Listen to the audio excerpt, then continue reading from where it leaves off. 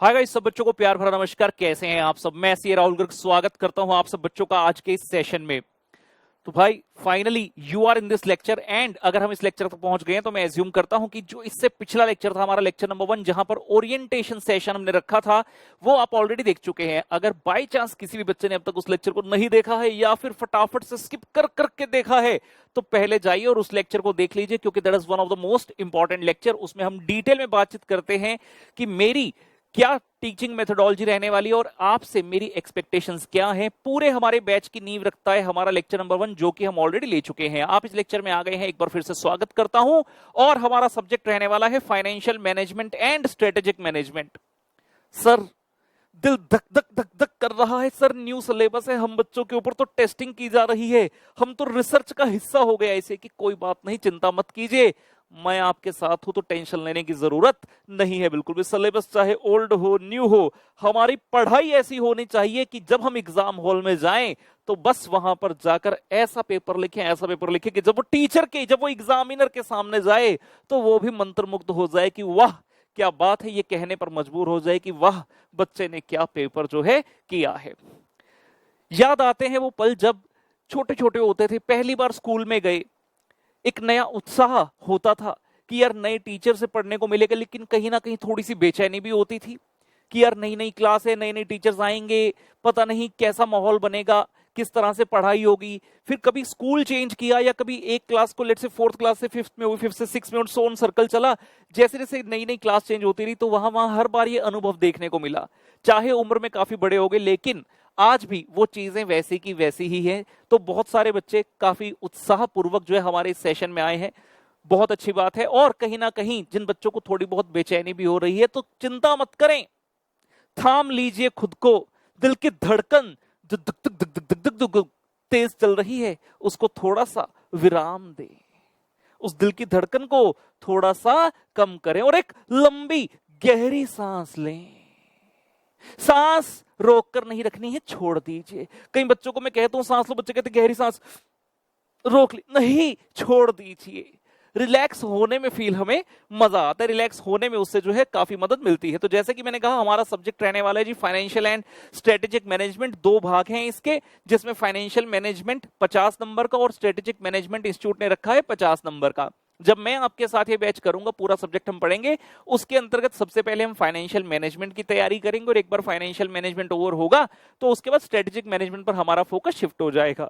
जहां तक एफएम की बात है तो अप्रोक्सीमेटली 70 to 75 के आसपास हमारे लेक्चर्स जो है बेटा फाइनेंशियल मैनेजमेंट के रहेंगे, जिसके अंतर्गत हम पूरा सिलेबस जो है निचोड़ कर A to Z 0 to 100% करेंगे, जहां पर मैं आपको इजी से स्टार्ट करते हुए मुश्किल और फिर टफेस्ट लेवल तक लेकर जाऊंगा। और मेरा बच्चा एग्जाम में हमेशा ये कहता है कि राहुल सर ने हमें प्रिपेयर कराया है वर्स्ट के लिए। मतलब मैं सिर्फ आपको रोजी पिक्चर दिखाकर नहीं भेजता कि भाई ये वाले क्वेश्चन कर लो, बच्चे कहेंगे वाह सर मजा आ गया। मैं आपको हर तरह का क्वेश्चन करवाता हूं, ऐसा क्वेश्चन जो कि एडवांस लेवल का भी होता है, क्योंकि पिछले कुछ समय से देखा जा रहा है इंस्टीट्यूट के पेपर का लेवल जो है बढ़ता जा रहा है। इंस्टीट्यूट थोड़ी मुश्किल चीजें पूछ रहा है, इंस्टीट्यूट भी चाह रहा है भाई 21वीं सदी के बच्चे हैं, इंस्टीट्यूट की एक्सपेक्टेशंस भी बड़ी हैं और बिल्कुल है। आज के इस मॉडर्न टेक्नोलॉजिकल वर्ल्ड में जहां इतनी जल्दी जल्दी एडवांसमेंट्स हो रही हैं, इतने नए नए टाइप की financial products, feature, services etcetera आ रही हैं, तो एज अ चार्टर्ड अकाउंटेंट जब हम पास आउट होंगे तो हमसे एक्सपेक्ट किया जाएगा कि हम उन सभी पहलुओं पर जो है क्लाइंट का मार्गदर्शन कर सके। राइट, सो जो भी चिंता है निकाल दीजिए मन से और बस मेरे साथ मंत्रमुग्ध होकर जो है इस सब्जेक्ट को एंजॉय कीजिए। और कोई भी चीज भगवान की आशीर्वाद के बिना अधूरी है, तो सरस्वती माता जो कि हमारी पढ़ाई की देवी हैं उनको शत शत नमन है। और जय करा शेरालिदा, बोल साचे दरबार की जय। माता रानी का नाम लेते हुए हम इस सब्जेक्ट में आगे बढ़ेंगे। फाइनेंशियल मैनेजमेंट क्या है, इसको क्यों पढ़ाया जा रहा है, क्या एक्सपेक्टेशंस हैं आपसे इंस्टीट्यूट की सब्जेक्ट में, उन सभी पहलुओं के ऊपर बहुत डिटेल में मैं बातचीत करने वाला हूं। लेकिन सबसे पहली बात जो यहां पर करूंगा, बच्चों को जानने बड़ा मजा आता है कि सर एक बार बताइए कि क्या सिलेबस रहने वाला है, कौन से चैप्टर्स रहने वाले हैं, किस हायरार्की में आप कराने वाले हैं। उन सभी चीजों की बातचीत फटाफट से आपके साथ करूंगा और आप लोगों को लेकर चलता हूं यहां।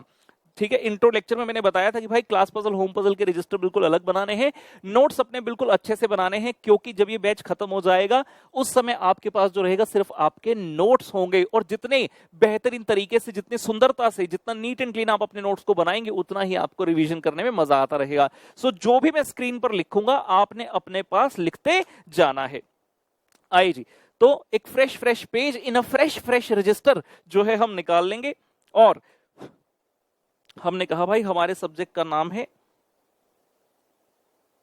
पहले हमारे पेपर का नाम लिख देते हैं। पेपर के अंदर दो चीजें हैं, one is financial management and the other is strategic management, जिसके अंतर्गत मैंने अभी अभी आप बच्चों से कहा कि पुत्र आप गल करन वाले हैं हुन फाइनेंशियल मैनेजमेंट दिया।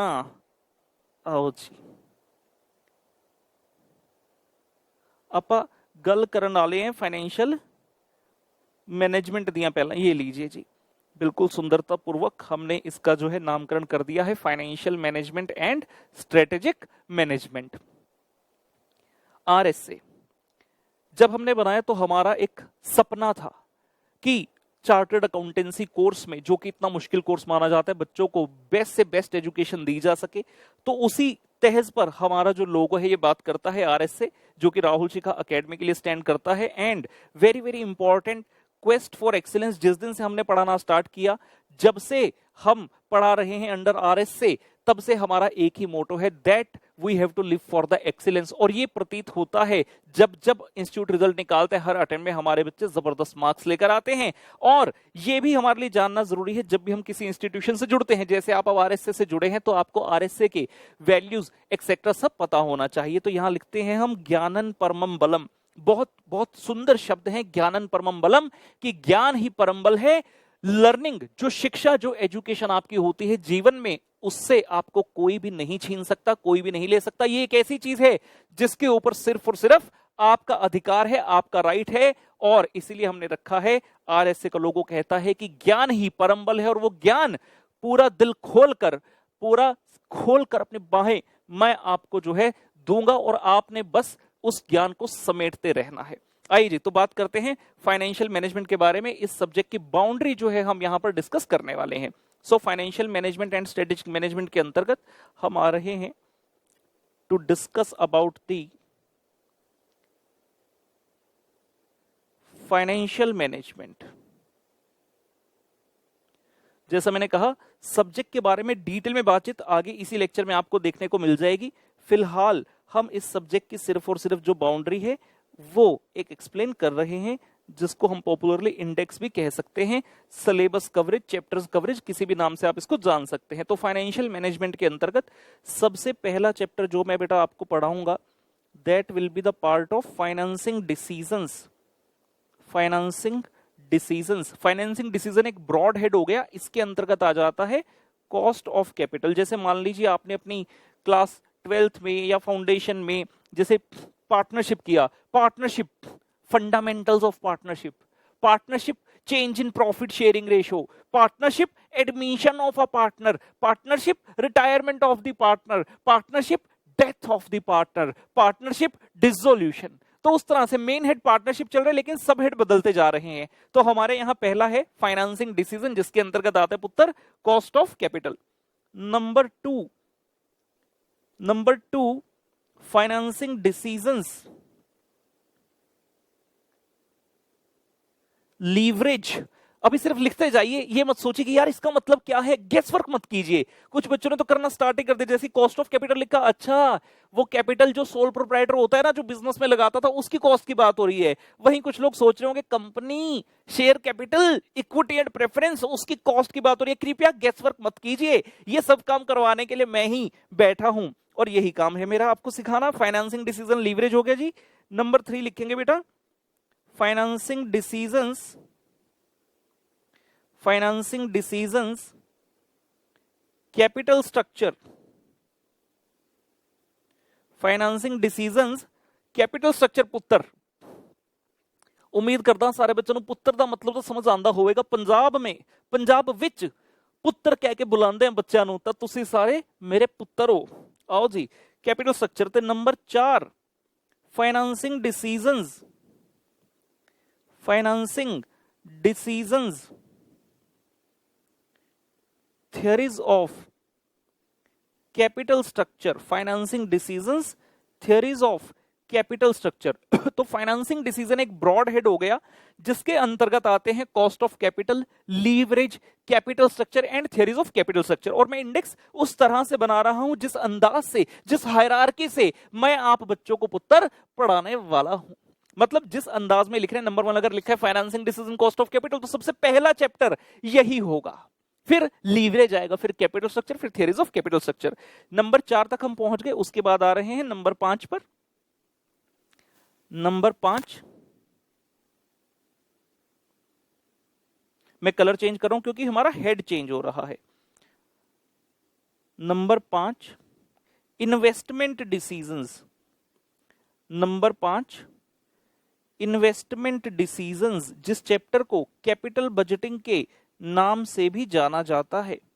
इस चैप्टर को कैपिटल बजटिंग के नाम से भी जाना जाता है। जैसा हम जानते हैं इंस्टीट्यूट हर कुछ साल में बदलाव करता रहता है सिलेबस में। तो जब अंतिम बार लास्ट टाइम जब 2017 में सिलेबस चेंज हुआ था, इंस्टीट्यूट ने कैपिटल बजटिंग से संबंधित एक चैप्टर सीए फाइनल से उठाकर सीए इंटर में ले आया था। उस चैप्टर का नाम था risk analysis in capital budgeting, जहां पर कैपिटल बजटिंग के थोड़े आगे की बात की जाती, मतलब risk analysis in capital budgeting was the extension of this chapter. लेकिन अब वो सिलेबस से इंस्टीट्यूट ने निकाल दिया। मतलब अब जो नया सिलेबस 2024 में मई में जिसका पहला अटेम्प्ट होने वाला है, उस सिलेबस के लिए जो फाइनेंशियल मैनेजमेंट की पद्धति रखी है, जो इंक्लूजन रखी है, उसमें risk analysis in capital budgeting निकाल दिया। मैं यहां पर लिखूंगा और लिखकर काटा लगा दूंगा। Risk analysis in capital budgeting, risk analysis in capital budgeting old syllabus में था, अब हमारे सिलेबस में नहीं है। कुछ चीजें ऐसी होती है जो कि साइलेंट होती हैं। जैसे मान लो घर में कोई चीज है तो पेरेंट्स ने आपको वो चीज नहीं सिखाई, मतलब उसके कोई मायने नहीं है। लेकिन एक होता है नेगेटिव लिस्ट, पेरेंट्स ने बताया बेटा ये चीज है, ये नहीं करनी है। आप ट्रेन से बैठ कर कहीं जा रहे हैं, मम्मी पापा बता रहे हैं बेटा ट्रेन में बगल में कोई बैठा हो, कोई खाने की चीज दे, कोई पीने की चीज दे, लेकर खाना पीना नहीं है, क्या पता कौन क्या दे रहा है। मतलब ये चीज उन्होंने बताई और बताकर मना कर दी कि ऐसा नहीं करना। तो इसीलिए ये एक चेंज ऐसा है जो मुझे लगता है आप बच्चों के लिए महत्वपूर्ण है जानना, इसलिए इसको लिखकर हम काटेंगे। एक ऑप्शन तो ये थी कि ना मैं बताता, ना मैं लिखता, ना मैं काटता, आपको पता भी नहीं चलता।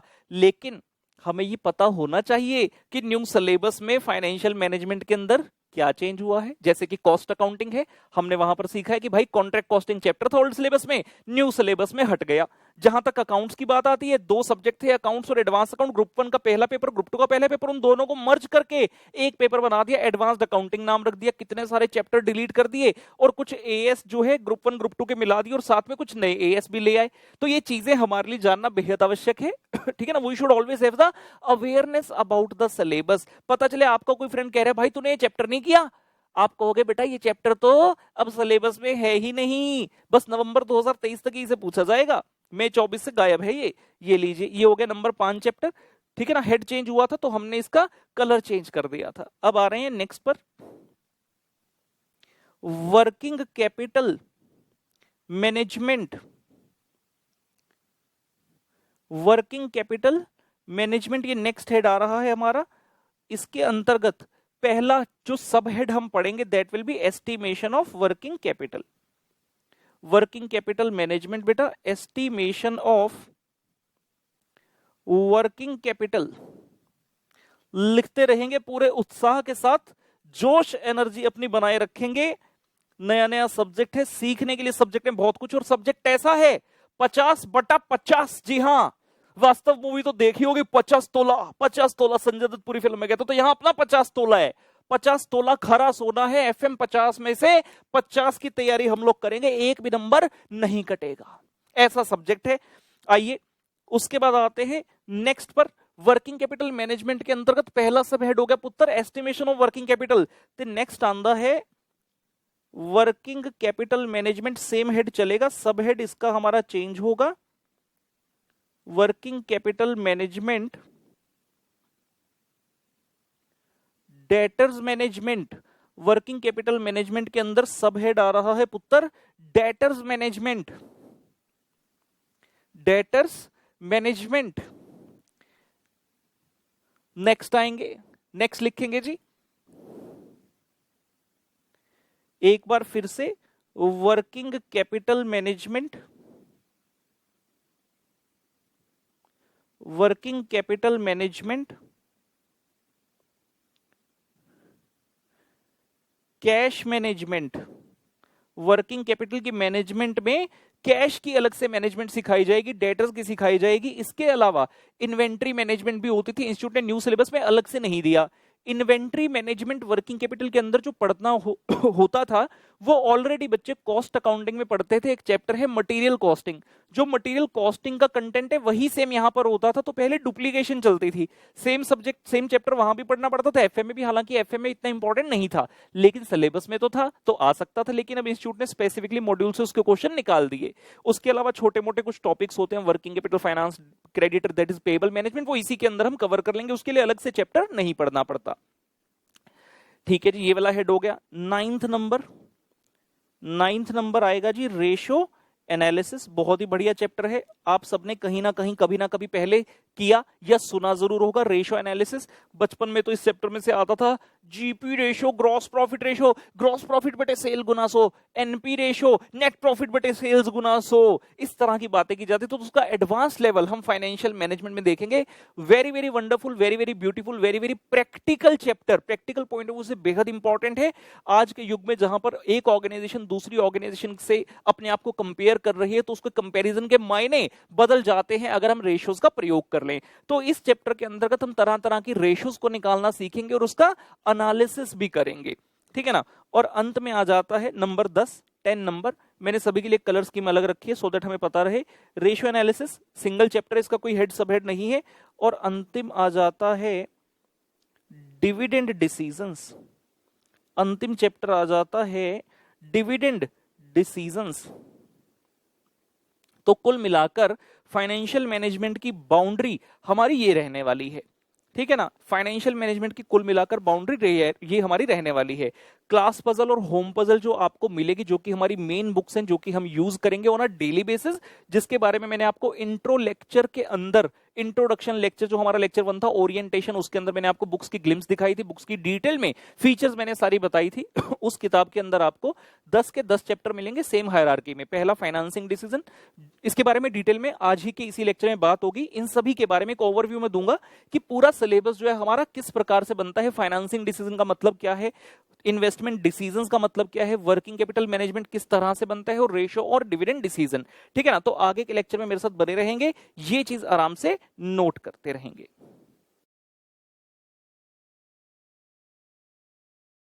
तो चलिए भैया, लेके प्रभु का नाम, हम इस सब्जेक्ट का स्टार्टिंग करते हैं। आप लोग भी निकाल लीजिए अपने रजिस्टर्स। सबसे पहले नामकरण कर दिया जाए सब्जेक्ट्स का। ये लीजिए जी,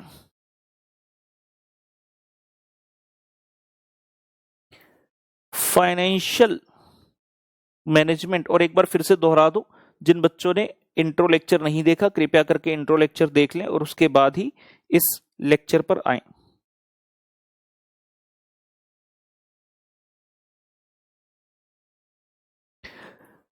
क्या करना है जी फाइनेंशियल मैनेजमेंट में? पहले तो सब्जेक्ट के बारे में नॉलेज लेते हैं, चैप्टर के ऊपर तो बाद में जाएंगे।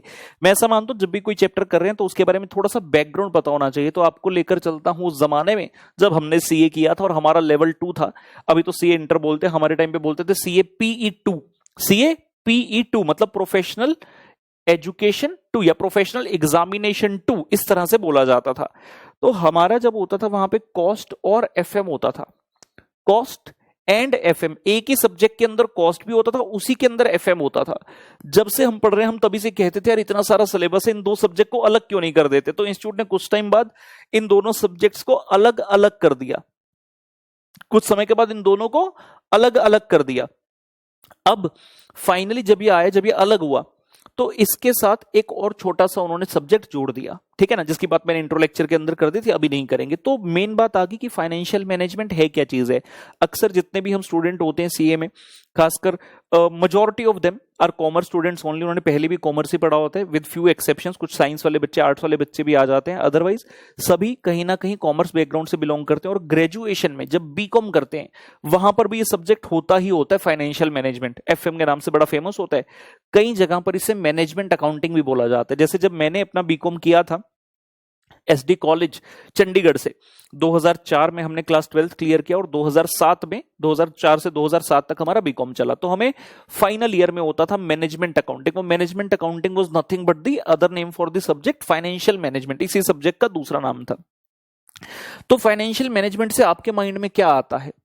फाइनेंशियल मैनेजमेंट जब कहते हैं तो क्या वर्ड आता है? मैनेजमेंट वर्ड काफी बार सुना है, जैसे बिजनेस स्टडीज में सुना था, या कॉमन पार्लेंस की वर्ड है कि मैनेजमेंट, मैनेजमेंट का मतलब है मैनेज करना, चीजों को सही तरीके से करना। लेकिन यहां पर कौन सी मैनेजमेंट की बात हुई है? We are not talking about the general management, we are talking about the financial management. मतलब पैसे की मैनेजमेंट करनी है साहब, पैसे की, फाइनेंसेस की मैनेजमेंट करनी है। और जब भी हम कोई सब्जेक्ट पढ़ रहे हैं, हम किसी पर्सनल पर्सन के हिसाब से नहीं पढ़ रहे, किसी एक व्यक्ति विशेष के हिसाब से नहीं पढ़ रहे, हम पढ़ते हैं फॉर द बिजनेसमैन, हम पढ़ते हैं बिजनेसमैन के पॉइंट ऑफ व्यू से। तो अगर मैं एक बिजनेसमैन का व्यू पॉइंट यहां पर घुसा दूं फाइनेंशियल मैनेजमेंट में, तो एक बिजनेसमैन क्या सोच रहा है कि भैया जितने भी मेरे पास पैसे हैं, मुझे उनकी मैनेजमेंट किस प्रकार से करनी है। मेनली इतनी ही बात है। फिर बच्चे कहते हैं सर ये तो थोड़ा नया सब्जेक्ट लग रहा है, हमने अकाउंट्स तो पहले पढ़ा है, क्या इसका अकाउंट्स के साथ कोई नाता है? तो मैं आपको बता देता हूं, 3 वैरायटी के अकाउंट्स होते हैं जी। एक होता है फाइनेंशियल अकाउंट, एक होता है कॉस्ट अकाउंट और एक होता है मैनेजमेंट अकाउंट। फाइनेंशियल अकाउंट वो अकाउंट है जो आप क्लास 11 से पढ़ना स्टार्ट कर देते, जहां पर सिखाया जाता है accounting equation, journal, ledger, trial balance, final accounts, rectification of error, ये वो सारी चीजें, ये क्या है? Financial accounting. कॉस्ट अकाउंटिंग जो पढ़ते हैं, बड़ा ही स्पेसिफिक सब्जेक्ट है, that you are doing the accounting for the cost related aspect, जहां पर हम एक बिजनेसमैन से संबंधित कॉस्ट की बातें करते हैं कि भैया अगर तुम्हारा मैन्युफैक्चरिंग यूनिट है, उसमें मटेरियल कितने का लगा, कैसे कंट्रोल करना है मटेरियल के खर्चे को। फिर आता है लेबर का पॉइंट, फिर आता है ओवरहेड्स का पॉइंट, बजट कैसे बनाने हैं, स्टैंडर्ड कॉस्टिंग कैसे करनी है, मार्जिनल कॉस्टिंग का किस तरह से हिसाब रखना है, अगर कोई प्रोसेस बेस्ड इंडस्ट्री है तो किस तरह से प्रोसेस के थ्रू सामान घूमता है, क्या आप सर्विस सेक्टर में हो तो चलिए सर्विस कॉस्टिंग पढ़िए। वो सब रिलेटेड एस्पेक्ट हो गए कॉस्ट अकाउंटिंग के। और अंत में आ जाता है मैनेजमेंट अकाउंटिंग, जिसकी हम इस सब्जेक्ट में बात करने वाले हैं। तो थोड़ा सा इंतजार कीजिए और फॉर्मली इसके बारे में डिस्कशन करेंगे।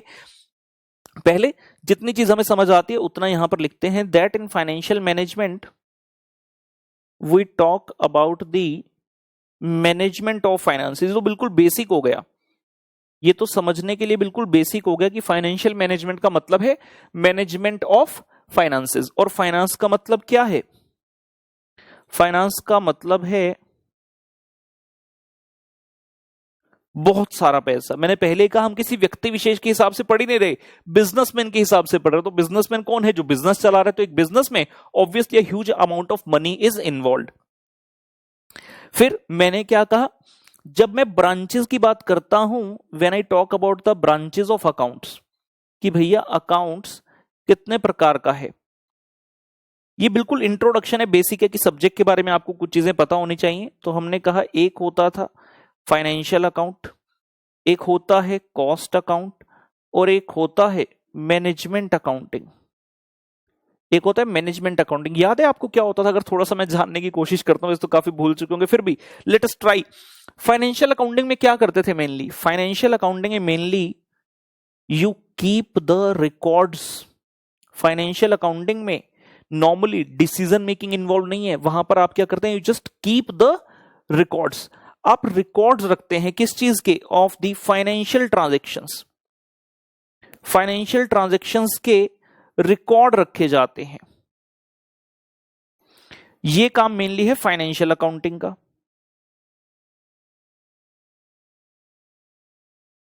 कॉस्ट अकाउंटिंग क्या करता है? यह कहता है रिकॉर्ड्स ऑफ कॉस्ट। बिजनेस में जितने भी कॉस्ट इन्वॉल्व है बेसिकली उसके रिकॉर्ड रखने हैं।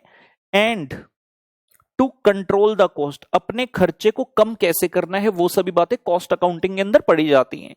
जब हम आते हैं मैनेजमेंट अकाउंटिंग पर, management accounting is all about the decision making.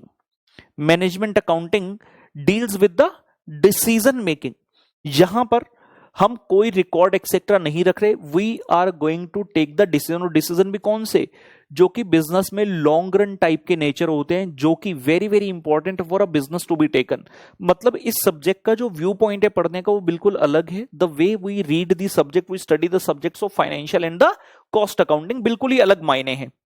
हमने जब कभी बिजनेस स्टडीज पढ़ा होगा तो हमने एक ऐसा चित्र जरूर देखा होगा जहां पर बताया जाता था लेवल्स ऑफ मैनेजमेंट। तो यहां पर हम दर्शा रहे हैं लेवल ऑफ मैनेजमेंट। याद एक ऐसा चित्र होता था, कहा जाता था जो सबसे ऊपर है ये है टॉप लेवल मैनेजमेंट, ये है मिडिल लेवल मैनेजमेंट, और ये है लोअर लेवल मैनेजमेंट जो कि सबसे नीचे है। सवाल उठा ये ट्रायंगल ऐसे क्यों होता था, ये उल्टा नहीं हो सकता क्या? क्या ऐसे नहीं बना सकते इस ट्रायंगल को? बात तो तब भी सेम है, मैं यहां लिख दूं टॉप, यहां लिख दूं मिडल, या और नीचे लिख दूं लोअर लेवल मैनेजमेंट। जी नहीं।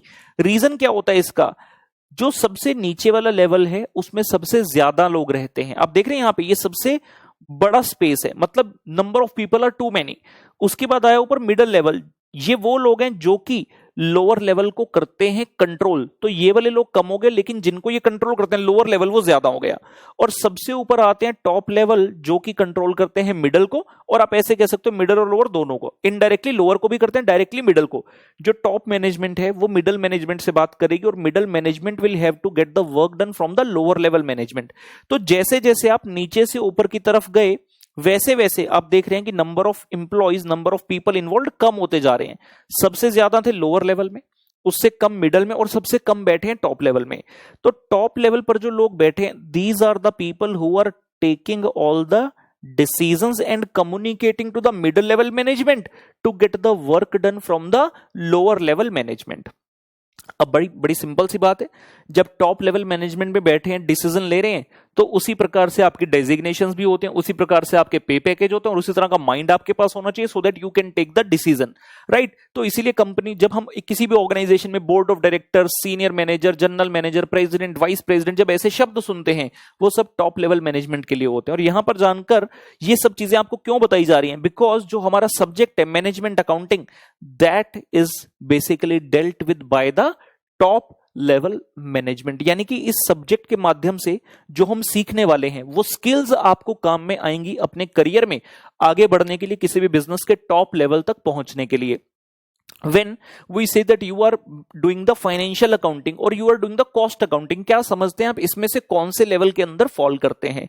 मैं कहता हूं, मान लीजिए आपने चार्टर्ड अकाउंटेंसी की परीक्षा को पार कर लिया और आप किसी कंपनी में जो है रिकॉर्ड्स मेंटेन कर रहे हैं फाइनेंशियल के या कॉस्ट के भी मेंटेन कर सकते हैं, नहीं तो लेट्स से एज्यूम कर लिया कि आपने आईसीडब्ल्यू भी कर लिया और आप कॉस्ट अकाउंटिंग के रिकॉर्ड्स वगैरह करने में सारे लगे हैं।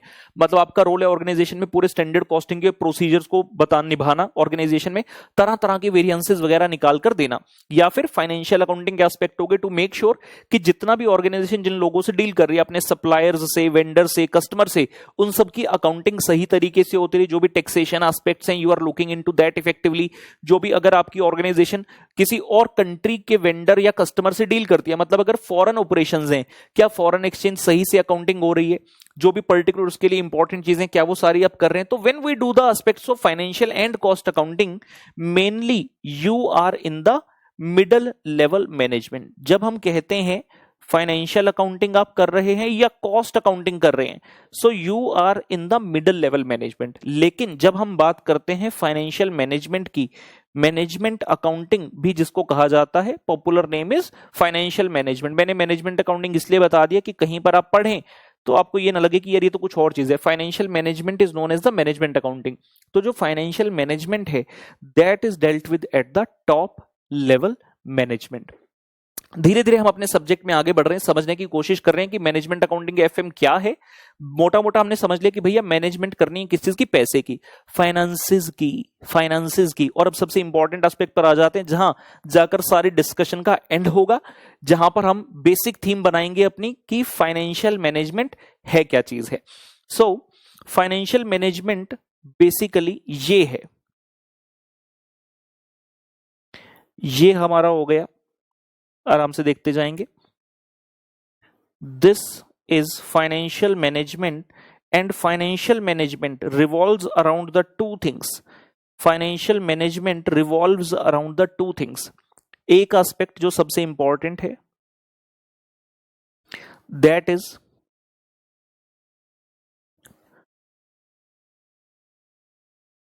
Just hold.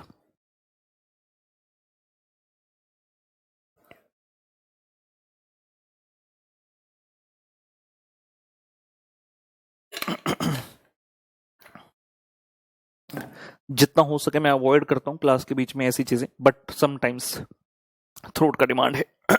Financial management basically दो चीजों से डील करता है। वन इज द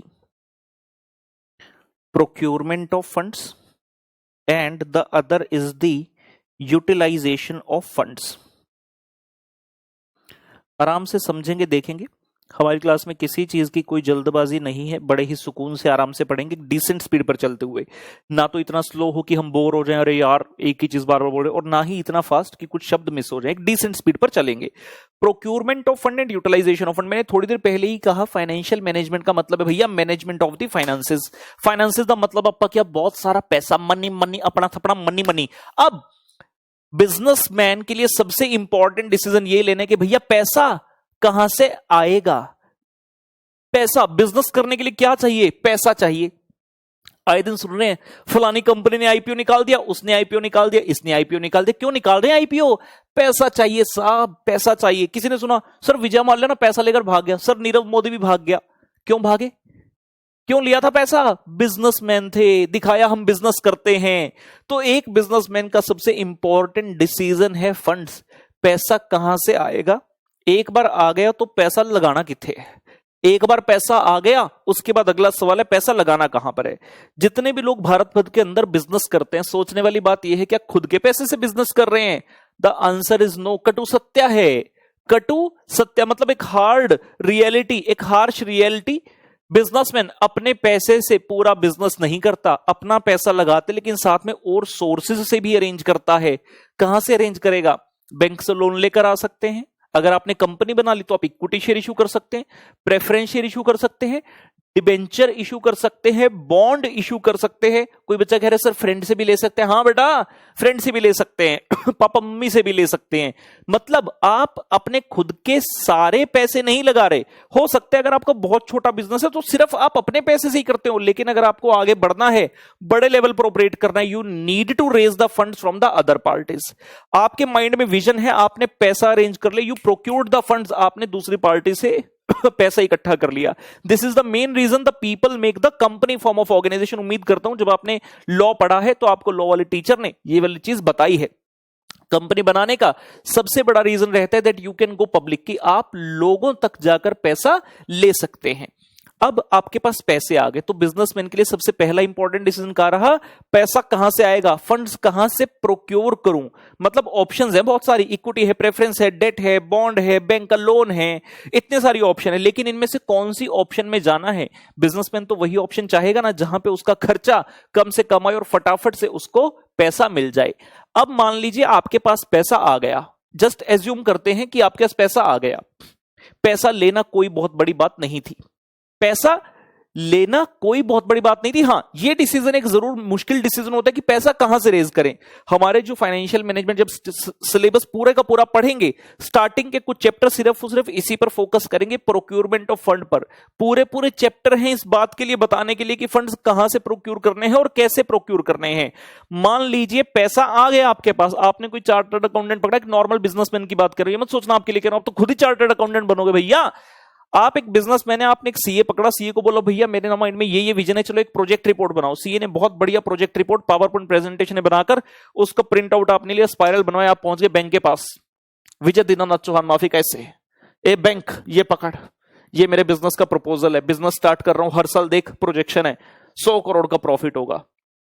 दिखा दिया बैंक को, बैंक खुश, आपने कहा लाओ लोन, बैंक ने भी दे दिया क्योंकि certified by the chartered accountant था। आपके पास पैसा भी आ गया, लेट से आपने 100 करोड़ रुपए का लोन उठा लिया, आपके अकाउंट में बैंक ने क्रेडिट कर दिया। क्या बैंक ने फ्री में पैसा दिया है, नहीं, 100 करोड़ तो वापस करना ही है, ऑब्वियस सी बात है, सेकंड क्वेश्चन ही नहीं। लेकिन आप जब पैसा 100 करोड़ यूज करोगे, बैंक ने अपना पैसा आपको दिया, उसके ओवर एंड अबव भी तो बैंक पैसे लेगा। बैंक फाइनेंस चार्जेस लेगा, जिसको कि इंटरेस्ट कहा जाता है पॉपुलरली। अब आपको बैंक को इंटरेस्ट देने, मान लेते हैं आपको 10% के रेट पर ये लोन मिल गया, इजी रखते हैं, 100 करोड़ का लोन उठाया, 10% के हिसाब से आपको इंटरेस्ट देना है, पैसा मेरे अकाउंट में क्रेडिट हो गया। अगला सवाल इमीडिएटली मेरे मन में यह आना चाहिए, यार इस पैसे को लगाऊं कहां, इस पैसे को लगाना भी तो जरूरी है। अगर आपकी वो प्रोजेक्ट रिपोर्ट वगैरह सही थी, बहुत बढ़िया, फिर तो आपके माइंड में है कि कैसे आपको बिजनेस करना है। लेकिन फिर भी मैं ये कह रहा हूं कि financial management revolves around two aspect only, एक पैसा लेना और दूसरा पैसा लगाना। जैसे ही आपके पास पैसा आया, आपने देखा आपके पास तो 3 डिफरेंट ऑप्शंस हैं, आप यहां भी पैसा लगा सकते हो, यहां भी और यहां भी। 3 बिजनेस प्रपोजल है आपके सामने, 3 प्रोजेक्ट है आपके सामने, सवाल उठा पैसा कहां लगाएं। ऑब्वियस सी बात, बिजनेसमैन कहां पैसा लगाना चाहेगा, जहां से सबसे बेस्ट रिटर्न आएगी।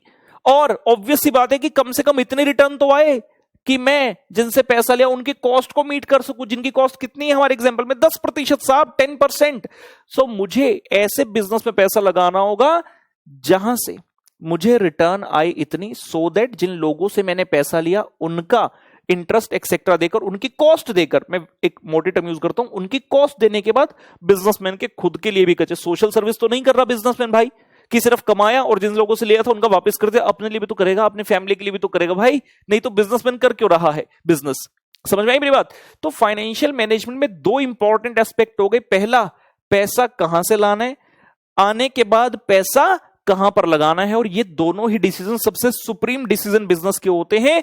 इसलिए हमने कहा जो फाइनेंशियल मैनेजमेंट है, this is the subject dedicated to the top level management. ये वाला इतना इंपॉर्टेंट डिसीजन है कि एक बिजनेस में कभी भी ये लोअर या मिडिल लेवल के पास नहीं जाएगा, ये डिसीजन हमेशा टॉप पर ही रहेगा, जहां पर कंपनी के मेन मालिक लोग इस वाली चीज को डिसाइड करेंगे, राइट। तो हमने कहा 2 मेन चीजें फाइनेंशियल मैनेजमेंट के अंदर, प्रोक्योरमेंट ऑफ फंड, पैसा कहां से आएगा, और दूसरा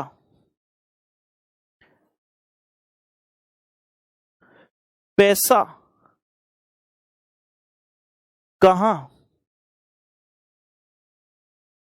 लगाया जाएगा, दूसरा पैसा कहां लगाया जाएगा। ये 2 चीजों के ऊपर अपना पूरा फाइनेंशियल मैनेजमेंट टिका है। और फाइनेंशियल मैनेजमेंट के बारे में और थोड़ी बातचीत बढ़ाने के लिए और थोड़े बेटर वे में समझने के लिए मैं आपके सामने प्रस्तुत करना चाहूंगा, आज्ञा दीजिएगा।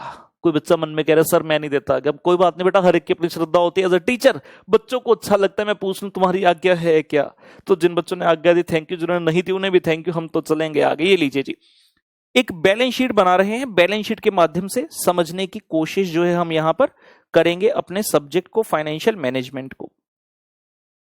फाइनेंशियल मैनेजमेंट के अंतर्गत हम बना रहे हैं एक बैलेंस शीट। कुछ बच्चे कह रहे हैं सर ऐसी बैलेंस शीट नहीं बनती सर। सर बेटा कंट्रोल करो इमोशंस पर, अपने भावनाओं पर काबू रखो, संयम रखो, समझने के लिए बना रहे हैं। और जब जब समझने की बात आएगी मैं ऐसा ही बैलेंस शीट बनाऊंगा टी शेप वाला, और ऐसा ही P&L बनाऊंगा, क्योंकि यहां पर हम डिस्क्लोजर नहीं कर रहे, वो तो आप अकाउंट्स एडवांस अकाउंट में कर आते हैं डिस्क्लोजर, यहां पर हम मेन समझ रहे हैं थीम। हम ये जानते हैं बैलेंस शीट में left side is the liability side, right side is the asset side, जो ट्रेडिशनली बनता था। आपकी जो लेफ्ट साइड है वहां पर क्या क्या आइटम्स जो है आती हैं। लेफ्ट साइड पर आता है equity share capital, left side पर आता है आपका प्रेफरेंस शेयर कैपिटल, 2 तरह के कैपिटल्स। उसके बाद आता है पुत्र रिजर्व्स एंड सरप्लस, उसके बाद आता है पुत्र रिजर्व्स एंड सरप्लस। इसके बाद आते हैं debt, long term debt basically, जिसके अंदर डिबेंचर, बैंक लोन एक्सेट्रा आ गए, ये लॉन्ग टर्म डेट हो गए आपके। और ये आ गया फाइनली आपका करंट लायबिलिटीज, ये आ गया आपका finally current liabilities. On the other hand जब हम जाते हैं तो ये आ गया जी फिक्स्ड एसेट्स, और ये आ गया करंट एसेट्स, ये आ गया करंट एसेट्स। कुछ बच्चे सोच रहे सर इन्वेस्टमेंट भी आता है। इन्वेस्टमेंट जब भी एक बिजनेसमैन करता है वो अपने फिक्स्ड एसेट में ही करता है। अगर फिक्स्ड एसेट के अलावा आपने कोई शेयर, बॉन्ड, डिबेंचर ले रखे हैं तो हम उसे मानते हैं वो अदर एसेट है। आपके पास कुछ पैसे बच रहे थे जो फिलहाल बिजनेस में यूज नहीं हो रहे थे, तो आपने कोई इन्वेस्टमेंट वगैरह कर ली, तो उसकी बातचीत हम नहीं कर रहे, मेन बात कर रहे हैं। तो ये आपकी एक बैलेंस शीट इस प्रकार से चलती है, right. This is the kind of balance sheet which is prepared. इसके अंदर अगर मैं लेफ्ट साइड पर देखता हूं, ये इनको क्या कहा जाता है, लायबिलिटीज। लायबिलिटीज क्यों कहा जाता है लायबिलिटीज? क्योंकि ये वो पैसा है जो कि आपने प्रोक्यूर किया है। याद आ रहा है, थोड़ी देर पहले वर्ड यूज करता, प्रोक्यूरमेंट ऑफ फंड्स। तो लेफ्ट साइड क्या शो कर रही है? It is nothing but it is showing the procurement of fund. मेरा बिजनेस कहां से? फाइनेंस है। फाइनेंस वर्ड सुने ना आप, कोई भी मान लीजिए एसेट लेने जाते हैं, मान लीजिए आप कह रहे हैं मुझे कार लेनी है, 10 लाख रुपए की कार है, आपने कहा 4 लाख रुपए तो मेरे पास खुद के हैं, 6 लाख फाइनेंस कर दो। फाइनेंस कर दो मतलब दूसरे का पैसा यूज करना। लेट से आप एक टीवी लेने जाते हैं मार्केट में, 50,000 रुपए का टीवी है, तो सामने वाला जो डीलर है वो आपको बोल रहा है कि भैया आप सिर्फ 5,000 रुपया दे दो, बाकी का 0 इंटरेस्ट ईएमआई आपकी बन जाएगी। 0 इंटरेस्ट ईएमआई बन जाएगी, मतलब फाइनेंस कोई और कर देगा और आपको आसान किश्तों में देना होगा, इस तरह से। तो जो लेफ्ट साइड है आपकी, बेसिकली वो शो कर रही है कि हमारे पास पैसा कहां से आया। एंड जब हम इस तरफ को देखते हैं जब लेफ्ट साइड को देखते हैं तो ये क्या है? This is financing. ये क्या चीज है जी आपकी? यहां लिखते हैं ऐसे टेढ़ा होके, दिस इज फाइनेंसिंग, मतलब मेरा बिजनेस किन चीजों के द्वारा फाइनेंस है। और ये क्या शो कर रहा है? This liability side is showing the procurement of funds, की हमने अपने बिजनेस में फंड्स कहां से प्रोक्यूर किए हैं। जैसे ही मैंने इस लेफ्ट साइड को लिखा प्रोक्यूरमेंट ऑफ फंड, आप बच्चे समझ चुके हैं। फिर जो राइट साइड है, it is showing the utilisation of funds. तो फाइनेंशियल मैनेजमेंट क्या करेगा? जो ट्रेडिशनल बैलेंस शीट है उसके तरफ देखने का नजरिया ही आपका बदल देगा पूरा। लेफ्ट साइड कभी हम बोलते थे लायबिलिटी लायबिलिटी, अब यहां पर लायबिलिटी से ज्यादा इंपॉर्टेंट वर्ड क्या है? On the left side there are the funds which I have procured to run my business. और इन फंड्स को लेकर आपने किया क्या? You utilised these funds in your fixed assets and the other assets. Other assets क्या है अभी बता रहा हूं, आराम से सुनते रहिए। प्रोक्यूरमेंट ऑफ फंड, पैसा कहां से है। यूटिलाइजेशन ऑफ फंड मतलब पैसा कहां पर हमने लगाया। अगर कभी भी कोई हमसे पूछता है कि आपके बिजनेस में कितना पैसा लगा है, तो हम ये टोटल नहीं बताते। अगर कभी भी कोई पूछता है आपके बिजनेस में कितना पैसा लगा है, तो सिर्फ इतना पोर्शन बताया जाता है, क्योंकि यही वो पैसा है जो कि परमानेंट नेचर का है। जो करंट लायबिलिटी वाला अमाउंट है, ये तो कुछ दिनों का मेहमान है, उसके बाद ये रिप्लेस हो जाएगा। सो व्हेनेवर वी से आपके बिजनेस में कितना पैसा लगा है, तो हम सिर्फ लॉन्ग टर्म फंड्स की तरफ इशारा करते हैं। तो इसका नाम हमने रख दिया जी लॉन्ग टर्म फंड्स। आपके पूरे सिलेबस की भूमिका यहां से बनती जा रही है, आराम से समझते जाइए। लॉन्ग टर्म फंड्स हो गए ये वाले। ये क्या है? शॉर्ट टर्म है। Current asset and current liability को ध्यान से सुनते रहिएगा बातें। Current asset and current liability को अलग से दिखाने की बजाय, it is always better that we show it on a single side rather than इसको इस तरह से दिखाने के। हमारे लिए प्रेफरेबल क्या रहेगा? हम इसे दिखाएं current asset minus current liability, मतलब करंट लायबिलिटी को आप एसेट साइड पर ही एडजस्ट कर दीजिए, और ऐसा करने से जो फिगर आती है that is called as the working capital. ये फाइनेंशियल मैनेजमेंट का बिल्कुल बेसिक चीज है, वर्किंग कैपिटल। वर्किंग कैपिटल, ठीक है ना। या फिर इसका एक और नाम है, इसको नेट करंट एसेट्स भी कहा जा सकता है। Working capital oblique net current assets. अगर आप अब अपनी बैलेंस शीट को देखते हैं तो शो हो रहा है लॉन्ग टर्म फंड्स, और राइट साइड पर क्या? Fixed assets plus working capital.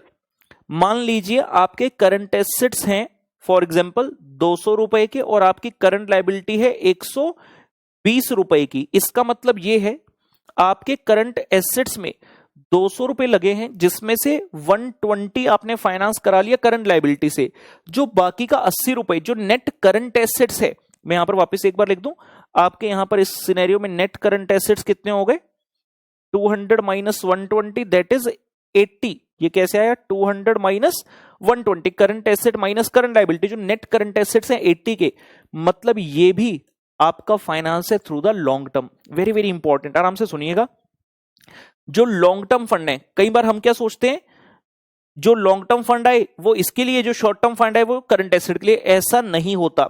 आपका जो करंट एसेट्स है उसके अंदर का कुछ पोर्शन ऐसा है which you can get finance from the current liability, लेकिन करंट एसेट्स के अंदर कुछ पोर्शन ऐसा रहता है जो कि रिप्रेजेंट करता है permanent nature of current asset. वो by denomination within 12 month वाला रूल है, इसलिए वो करंट एसेट है, लेकिन उसके अंदर पैसा आपका हमेशा ही टाइड अप रहता है। जैसे कि मान लीजिए आपकी बिजनेस में स्टॉक है, आपने जब बिजनेस स्टार्ट किया, आपने सामान खरीदा और आपके पास स्टॉक में कम से कम उतना सामान हमेशा होना चाहिए। सवाल उठा, इस पैसे को क्या आप अपनी करंट लायबिलिटी से मीट करोगे? आंसर इज नो, क्योंकि एक परमानेंट नेचर का है, मुझे हमेशा अपने पास लेट से 2 लाख रुपए का सामान रखना ही रखना है। अगर मैं करंट लायबिलिटी के भरोसे बैठ गया तो हो सकता है मेरा ये स्टॉक जीरो होने की नौबत आ जाए, इसलिए मैं ऐसे सोर्स से पैसा लूंगा 2 लाख रुपए जहां से मुझे लॉन्ग टर्म में टेंशन कभी ना हो, मैं लॉन्ग टर्म के लिए पैसा लेकर बैठ गया। सो जो ये वर्ड है net current assets oblique working capital, मतलब ये जो पॉइंट है it is also financed through the long term finances. ये भी आपका जो नेट करंट एसेट है it is also financed through long term funds, it is also financed through long term funds. आज पहले लेक्चर में ही एक इतना जबरदस्त फॉर्मूला आपको बता देते हैं जो कि पूरे एफएम में आपको काम में आएगा, और स्पेसिफिकली जब हम चैप्टर करेंगे रेशियो एनालिसिस। अगर आप इस चीज को देखें, सिर्फ इतनी चीज को देखें, तो लेफ्ट साइड पर क्या थे हमारे? लेफ्ट साइड पर थे लॉन्ग टर्म फंड्स, और राइट साइड पर क्या है? फिक्स्ड एसेट्स, और साथ में हमने क्या किया? Current asset minus current liability. ठीक है, ऐसे लिख देते हैं पहले, plus current assets minus current liability. CA मतलब करंट एसेट, सीएल मतलब करंट लायबिलिटी। इसको करने पर क्या आ गया? हमारा वर्ड आ गया जी वर्किंग कैपिटल, और लीजिए इसको फुल फॉर्म लिख देते हैं working capital. Long term funds की जब हम बात करते हैं, these are collectively referred to as the capital employed. आपने कभी ना कभी ये टर्मिनोलॉजी जरूर सुनी होगी, नहीं सुनी तो भी कोई दिक्कत नहीं है, हम आज सुना देते हैं आपको। कैपिटल इंप्लॉयड, जब भी हम वर्ड कहते हैं कैपिटल इंप्लॉयड, तो इसका मतलब होता है कि बिजनेस के अंदर टोटल लॉन्ग टर्म पैसा कितना लगा है। तो हमारे बिजनेस के अंदर टोटल लॉन्ग टर्म पैसा कितना था? इक्विटी, प्रेफरेंस, रिटेन्ड अर्निंग, जिसको रिजर्व एंड सरप्लस भी कहते हैं, और लॉन्ग टर्म डेट हो गया। इन सबको इकट्ठा किया कैपिटल इंप्लॉयड। मेरा कैपिटल इंप्लॉयड या तो लगा है फिक्स्ड एसेट के अंदर, या फिर मेरा कैपिटल इंप्लॉयड या तो लगा है फिक्स्ड एसेट के अंदर, या फिर ये लगा है वर्किंग कैपिटल के अंदर। तो यहां से एक सबसे इंपॉर्टेंट लर्निंग हमारे सामने आती है कि वर्किंग कैपिटल मतलब जो नेट कैपिटल रह गया वर्किंग एसेट्स में लगा हुआ, current asset minus current liability, ये भी आपका लॉन्ग टर्म के द्वारा फाइनेंस होता है। हमने ये चीज क्यों पढ़ी? क्योंकि हमारा पूरा फाइनेंशियल मैनेजमेंट इसी बैलेंस शीट के इर्द गिर्द घूमता रहेगा। मैंने क्या कहा था? एफएम में 2 ही डिसीजन है, पैसा कहां से लाएं, पैसा कहां लगाएं। आपके सिलेबस का पहला चैप्टर बनेगा जी cost of capital, which deals with this thing कि पैसा कहां से लाना है, कौन से कैपिटल इंप्लॉयड की कॉस्ट कितनी होती है, कौन से कैपिटल इंप्लॉयड की कॉस्ट कितनी होती है। दूसरा चैप्टर आएगा लीवरेज, जो की बात करेगा फिक्स कॉस्ट के बारे में, और यहां से किसकी बात करेगा? Fix financing cost. डेट के ऊपर आप जो इंटरेस्ट देते हो वो हमेशा फिक्स रहता है एक पोर्शन, सो उसकी बात की जाएगी लीवरेज चैप्टर में। तीसरा चैप्टर आएगा कैपिटल स्ट्रक्चर, जो कहेगा आपका बिजनेस का लायबिलिटी साइड, प्रोक्यूरमेंट जहां से किया किस तरह से स्ट्रक्चर्ड है। मान लीजिए मेरे बिजनेस में 100 करोड़ रुपए ऑलरेडी लगा है, मैं कहता हूं मुझे 20 करोड़ रुपए और लेकर आना है। क्वेश्चन अराइजेस वो 20 करोड़ कहां से आना चाहिए, तो वो चीज बताएगा चैप्टर कैपिटल स्ट्रक्चर। फिर आता है एक chapter theories of capital structure. Over the period काफी सारे थिंकर्स हुए, काफी सारे लोगों ने अपना अपना थियरी दिया कि अगर किसी भी फर्म की वैल्यू निकालनी तो कैसे निकल सकती है। तो उस चैप्टर में मेनली हम सीखेंगे value of the particular company निकालना। वो सारे चैप्टर यानी कि किससे डील कर रहे हैं? आपके प्रोक्यूरमेंट ऑफ फंड से। अभी तक सिर्फ लायबिलिटी साइड के ऊपर रिलेटेड 4 चैप्टर हो गए। फिर एक चैप्टर आएगा आपके सामने जो कि जबरदस्त चैप्टर, जिसके बारे में ये रूल सुन रखा होगा कि भाई ये चैप्टर तो बड़ा मुश्किल होता है, आसान लल्लू चैप्टर, कैपिटल बजटिंग, जिसको इन्वेस्टमेंट डिसीजन भी कहा जाता है। समझ गए आप? हम शिफ्ट हो चुके हैं लायबिलिटी साइड से एसेट साइड की तरफ। राइट साइड जहां हमने कहा कि बिजनेस का पैसा लगा कहां पर है? फिक्स्ड एसेट्स के अंदर और नेट वर्किंग कैपिटल के अंदर। जो फिक्स्ड एसेट्स वाला पोर्शन है, मैंने कहा था एक बार पैसा मेरे पास आ गया, प्रोक्यूर कर लिया, अब बिजनेसमैन को ये सोचना है कि वो कौन से प्रोजेक्ट में पैसा लगाए।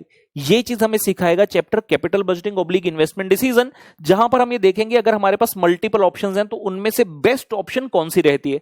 उस चैप्टर में ऐसी टेक्निक्स सीखी जाएंगी जहां से हमें इस तरफ इशारा मिलेगा कि कौन सा प्रोजेक्ट सबसे लाभदायक है। फिर एक हमारे सामने चैप्टर आएगा जी वर्किंग कैपिटल। वर्किंग कैपिटल इसीलिए मैंने आज ही आपको ये सिखाया कि करंट एसेट करंट लायबिलिटी दोनों अलग अलग साइड पड़े हैं। फाइनेंशियल के लिए ठीक है, अकाउंट्स में ठीक है, डिस्क्लोजर पर्पस के लिए, लेकिन एफएम में हमारे लिए अलग अलग दोनों की अहमियत नहीं है। हम उनका नेट देखेंगे वर्किंग कैपिटल के नाम से। उस चैप्टर के अंदर अलग अलग फील्ड्स होंगी। इन्वेंट्री की मैनेजमेंट, क्योंकि इन्वेंट्री करंट एसेट्स का एक इंपॉर्टेंट पार्ट है। डेटर मैनेजमेंट, आप अपने बिजनेस में डेटर अगर बना रहे हैं, अगर क्रेडिट सेल कर रहे हैं और आपने फिलहाल 30 दिन का क्रेडिट पीरियड दिया है, अगर आप उस क्रेडिट पीरियड को 30 दिन से बढ़ाकर 45 डेज करना चाहते हैं, 60 दिन करना चाहते हैं, तो उसकी क्या इंप्लीकेशन होगी। या फिर आप कह रहे हैं मैं क्रेडिट पर सामान बेचता था 30 डेज पर, मैं चाहता हूं कि नहीं मैं क्रेडिट पर नहीं बेचूंगा, या फिर लेट से मैं इसको कम करके सिर्फ 10 डेज करना चाहता हूं, तो उसकी क्या इंप्लीकेशन बिजनेस पर होगी। ये सभी चीजें हम उस पर्टिकुलर वर्किंग कैपिटल मैनेजमेंट के अंदर जाकर सीखने वाले हैं। उसके अलावा एक वर्किंग कैपिटल का एक इंपॉर्टेंट पार्ट होता है कैश। किसी भी बिजनेस का एक बहुत महत्वपूर्ण हिस्सा होता है cash.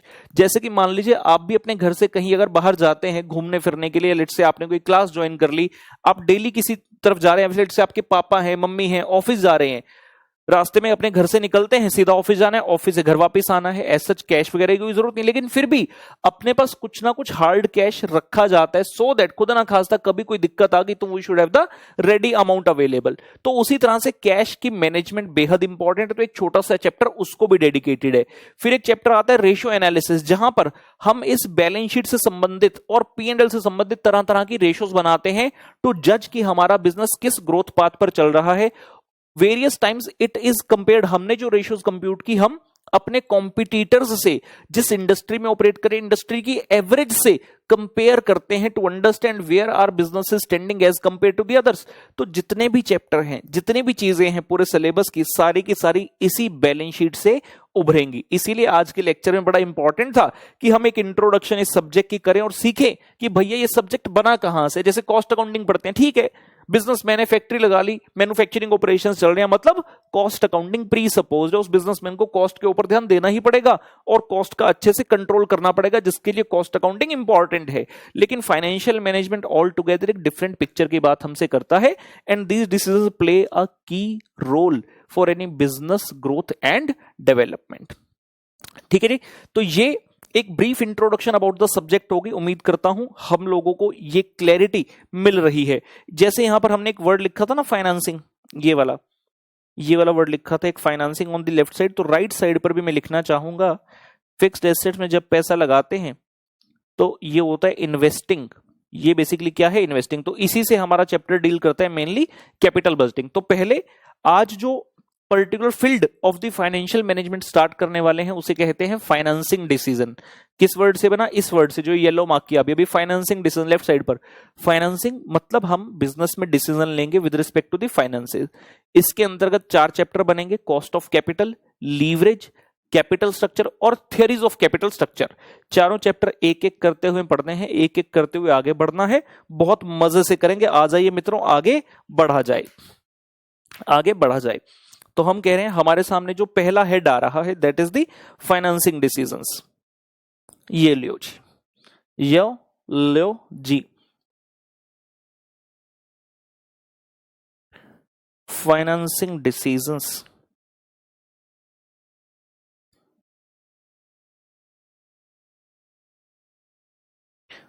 Decisions related to capital employed, that is procurement। हमने जो कहा था प्रोक्यूरमेंट ऑफ फंड, उससे संबंधित जो डिसीजन लिए जाने हैं उनकी बात हम यहां पर कर रहे हैं। तो मैंने आपसे कहा कि इसके अंतर्गत हम 4 भागों में पढ़ेंगे, 1, 2, 3 एंड 4। सबसे पहला भाग जिसका नाम रहेगा कॉस्ट ऑफ कैपिटल। पुत्र तो समझते हो ना, पुत्र पंजाबी वर्ड है जिथे बच्चे ਨੂੰ पुत्र किया जाता, तो मैं अक्सर क्लास में पुत्र कहूंगा, तो आपने समझ जाना है कि मैं क्या कहना चाहता हूं। कुछ बच्चे सोच रहे हैं उत्तर means answer, I am saying पुत्र, कॉस्ट ऑफ कैपिटल। दूसरा चैप्टर रहना है पुत्र लीवरेज। तीसरा चैप्टर रहना है कैपिटल स्ट्रक्चर। नोट करते रहेंगे मेरे साथ साथ। उम्मीद करता हूं जो इंट्रोडक्शन के पेजेस थे वो भी आपने नोट कर लिए होंगे। कैपिटल स्ट्रक्चर, और नेक्स्ट आ रहा है जी theories of capital structure. Needless to say मैंने जिस अंदाज में लिखा है, जिस सीरियल ऑर्डर में लिखा है, उसी सीरियल ऑर्डर में हम इन चैप्टर को पढ़ेंगे, जिसमें आज हम पहला स्टार्ट करेंगे कॉस्ट ऑफ कैपिटल। हो मैं रुसिया न कर मेरी हीरिए, कि तेरे वाजों कोई भी नहीं मेरा, कि तेरे वाजों कोई भी नहीं। ठीक है जी, कर लिया नोट, बढ़े आगे पुत्र। आइए जी, तो फ्रेश पेज निकाल लेंगे। अब ये हमने पहले मेजर हेड की बाउंड्री क्रिएट की आपके सामने, ठीक है ना। इंस्टीट्यूट के मॉड्यूल में जरूरी नहीं है उन्होंने अलग अलग चैप्टर बनाए होंगे, अक्सर इंस्टीट्यूट का करता है कैपिटल स्ट्रक्चर और थ्योरीज को एक साथ मिक्स कर देता है, लेकिन मैं दोनों को अलग अलग पढ़ाता हूं क्योंकि दोनों के अंदर थोड़ी डिफरेंट सी बातचीत है। तो एक ही के अंदर पढ़ेंगे तो हम कंफ्यूज हो जाएंगे कि चैप्टर कन्वे क्या करना चाहते, तो मैंने दोनों को अलग कर दिया है, ठीक है ना। लेकिन उसकी वजह से ऐसा नहीं कि कुछ कॉन्सेप्ट बदल जाएंगे, कॉन्सेप्ट सेम ही हमारे रहते हैं। आइए जी, तो हम फॉर्मली अपने पहले चैप्टर का नामकरण कर देते हैं कॉस्ट ऑफ कैपिटल।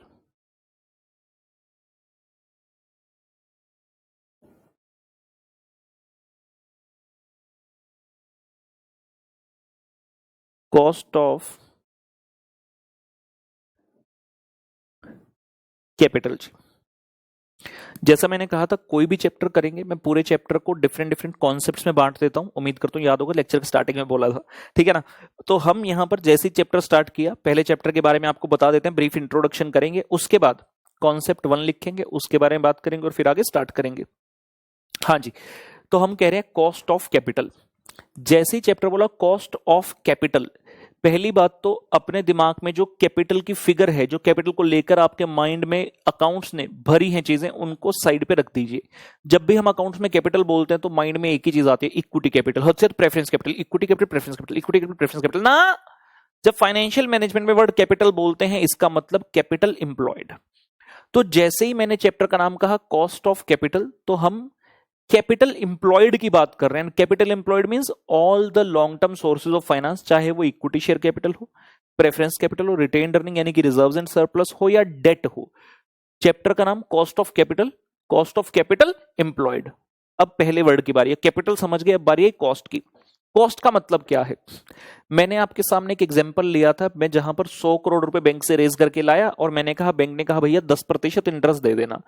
तो बैंक के पैसे मैं यूज कर रहा हूं, उसकी एवज में मुझे कुछ एक्स्ट्रा पेमेंट बैंक को करनी पड़ेगी। This is called as the cost. आप किसी भी सोर्स से जब अमाउंट प्रोक्यूर करेंगे, आप कहीं से भी पैसा लेकर आइए, हर इंसान, हर स्टेक होल्डर जहां से भी आप पैसा लेकर आए हैं, बदले में कुछ ना कुछ तो चाहेगा।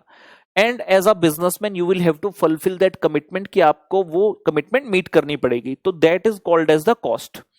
तो चैप्टर का नाम बन गया कॉस्ट ऑफ कैपिटल, यानी कि जब मैं फंड्स को प्रोक्यूर करूंगा, मैं किसी भी पर्टिकुलर सोर्स से पैसे लेकर आऊंगा, तो मुझे बदले में एक खर्चा होगा, या फिर ऐसे कहूं बदले में कॉस्ट इनकर करनी पड़ेगी, उसे कहते हैं कॉस्ट ऑफ कैपिटल। तो इस चैप्टर में करने क्या वाले हैं, हम डिफरेंट डिफरेंट सोर्सेज की कॉस्ट को निकालना सीखेंगे।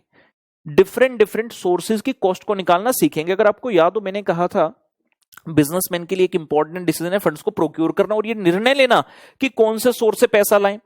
आप नॉर्मल सी बात सोचिए, आपको कोई चीज खरीदनी है, आपको कोई चीज खरीदनी है, लेट्स से आपको एक पर्टिकुलर कार लेनी है और आपके शहर में उस कार के 3 डीलर हैं। लेट्स से एक कार लेनी है आपको, एग्जांपल के लिए होंडा सिटी मान के चल लेते हैं। जो पर्टिकुलर मॉडल आपको पसंद आया, डीलर 1 कह रहा है 10 लाख का, डीलर 2 कह रहा है मैं तुम्हें 10,000 का डिस्काउंट दे दूंगा, 9,90,000 में ले जाओ, और तीसरा डीलर कहता सर मैं आपको जबरदस्त ऑफर दूंगा, लॉयल्टी बोनस ये वो कुछ जुगाड़ कर लूंगा, मैं 9,50,000 में दूंगा। ऐसा कस्टमर आप कहां से लेंगे? मानकर चलिए प्रोडक्ट इनडिफरेंट है, प्रोडक्ट इनडिफरेंट है, क्वालिटी बिल्कुल सेम है, ऑब्वियस सी बात है जहां से सबसे सस्ता मिल रहा है वहां से लेंगे। बस बिजनेसमैन भी यही करेगा। यहां पर कॉस्ट ऑफ कैपिटल, मुझे पैसा चाहिए एज अ बिजनेसमैन, में जितने भी सोर्सेज अवेलेबल हैं सबकी क्या करूंगा, पेन पेपर लेकर कॉस्ट निकाल लूंगा। जिस सोर्स से मुझे सबसे कम कॉस्ट पड़ेगी, मैं उस वाले सोर्स से पैसा रेज कर लूंगा। तो इस चैप्टर का एक मेन रोल क्या है, करना क्या है इस चैप्टर के अंदर, कि हमें अगर ये चूज करना है कि मैं पैसा कहां से रेज करूं, तो हम उसको कॉस्ट के बेस पर चूज करेंगे। और कॉस्ट के बेस पर चूज कैसे करेंगे, पहले कॉस्ट निकालना आना चाहिए। तो as a chartered accountant it will be expected when you qualify as a CA कि आपको ये चीज निकालनी आती होगी, तो हम वो चीज ही यहां पर सीखेंगे, ठीक है ना। आ जाइए जी, मैंने बहुत कम बताया, अभी धीरे धीरे सारे पत्ते खोलेंगे आराम से। पहले इतना बता दिया, इतना माइंड में एब्जॉर्ब करो, फिर धीरे धीरे आगे जो है बढ़ते जाएंगे। लिखे जी, तो कॉस्ट ऑफ कैपिटल चैप्टर के अंतर्गत हम लिख रहे हैं concept number 1,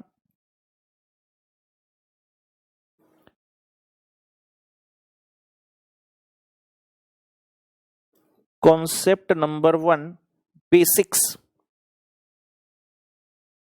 concept number 1 basics. जो जो चीजें मैंने बोली उनको जरा एक बार लिखते हैं, क्योंकि मेरा ऐसा मानना है जितनी भी चीजें हम क्लास में बोलेंगे उसमें से मैक्सिमम लिखेंगे ना अगर, तो रिवीजन में कोई दिक्कत नहीं होगी। और बिलीव मी, ये मैं अपने एक्सपीरियंस के बेस पर बोल रहा हूं, बच्चे लिखते नहीं हैं। आप सोचोगे नहीं नहीं सर हम तो लिखेंगे, बहुत अच्छी बात है, बहुत अच्छी बात है। कई बार ऐसा होता है पहले लेक्चर में जोश जुनून बहुत हाई होता है, बच्चा आज 4 रंग के पेन भी लेकर बैठा होगा, सर 4 कलर के पेन, मैं भी 4 कलर के पेन, मैं कौन सा सर से कम हूं। बहुत अच्छी बात है, लेकिन फायदा तब है, मजा तब है अगर ये चीज कंटिन्यू हो। लेकिन कंटिन्यू होती नहीं है, 2 दिन 4 दिन 1 हफ्ता 10 दिन हद से, तो उसके बाद कौन इतना झमेला करे यार, फटाफट बनाओ नोट्स। मैं अपनी बात नहीं आपकी कर रहा हूं, मैं स्टार्टिंग से एंड तक पूरा बैच ऐसे ही लेने वाला हूं, जैसे मैं आज कर रहा हूं प्रेजेंटेशन में वैसे ही लेने वाला हूं। मैं जितने रंग आज यूज कर रहा हूं इंपॉर्टेंट शो करने के लिए, उसी कलर स्कीम को मैं लास्ट तक कंटिन्यू करूंगा।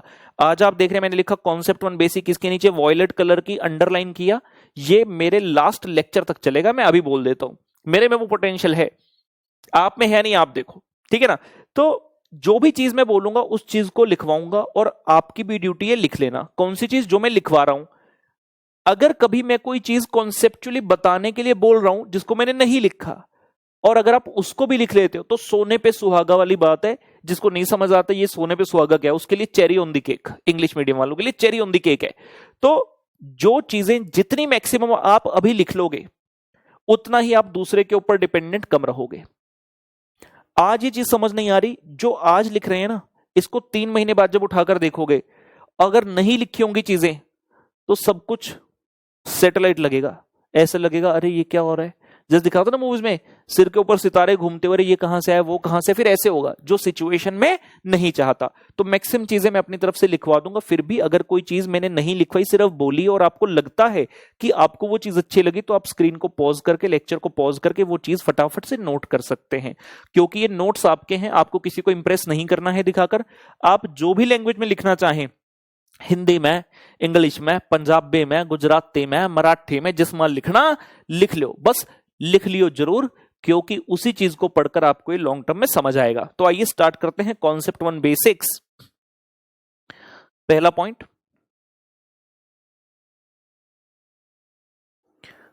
कैपिटल मींस, कैपिटल के लिए लिख लेते हैं, कैपिटल मींस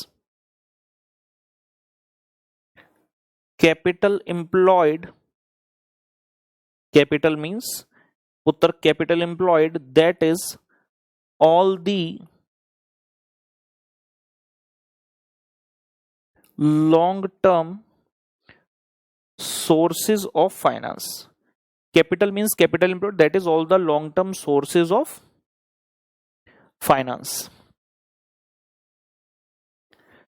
अभी सिंपल लिख रहे हैं, कैपिटल का मतलब कॉस्ट का मतलब। नॉर्मली कॉस्ट का मतलब क्या होता है, cost means expense, cost means expense. अब दोनों को एक साथ पढ़ते हैं, कॉस्ट ऑफ कैपिटल, दोनों को एक साथ पढ़ते हैं, तो बना cost of capital. Cost of capital means the cost to be incurred, the cost to be incurred for various sources of finance. तो हमारे कॉस्ट ऑफ कैपिटल चैप्टर का मतलब क्या है, cost of capital means the cost to be incurred for various sources of finance. आपने जहां जहां से भी पैसे रेज किए, हर जगह के पैसे के लिए यू विल नीड टू इनकर सम कॉस्ट, उसी कॉस्ट को कहते हैं कॉस्ट ऑफ कैपिटल। सर ये कॉस्ट होती कितनी है, आराम से सुनते रहेंगे। जो कॉस्ट है वो वेरी करती है depending upon the risk attached to a particular source. इसके बारे में थोड़ी देर में आए, चलेगा, बेटर है, अभी रुकते हैं। हम क्या कह रहे हैं फाइनली थोड़ा सा लिखकर समझने की कोशिश करते हैं। Let's say here is the investor, इसने फंड लगाए कहां पर, कंपनी में। आपने कंपनी के अंदर क्या दिया जी, फंड्स, आपकी तरफ से फंड्स मूव हो गए। बदले में हम क्या कह रहे हैं, क्योंकि कंपनी आपका पैसा यूज कर रही है तो कंपनी आपको क्या देगी जी, company will have to incur the cost.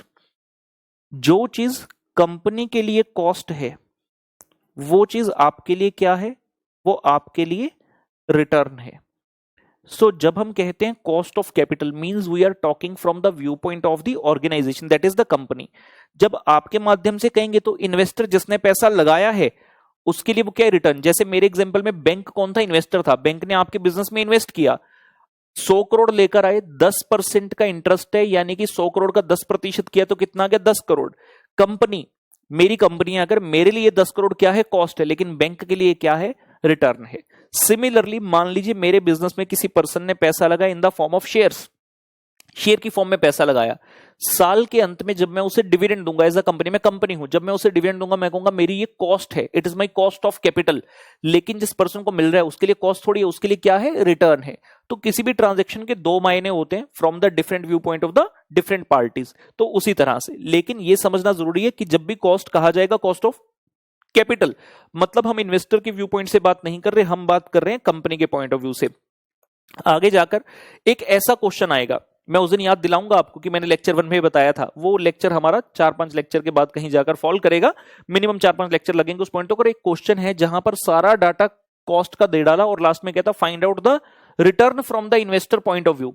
करना कुछ नहीं है, निकालनी कॉस्ट ही है, लेकिन रिटर्न वर्ड आ गया क्योंकि इन्वेस्टर की व्यू पॉइंट से निकाल रहे हैं, बस फर्क इतना सा है, करने का तरीका सेम रहेगा। आइए थोड़ा फॉर्मली इस चीज को समझते हैं। हमने लिख दिया कैपिटल का मतलब समझ आ गया, कॉस्ट का मतलब, और कॉस्ट ऑफ कैपिटल का फाइनली हमने जो है मतलब सीख लिया कि कॉस्ट ऑफ कैपिटल का मतलब क्या है। ठीक है, बिना इसके ही ठीक हो तुम तो। आइए एक छोटा सा हेडिंग देते हैं यहां पर, कॉस्ट ऑफ कैपिटल को समझने के लिए।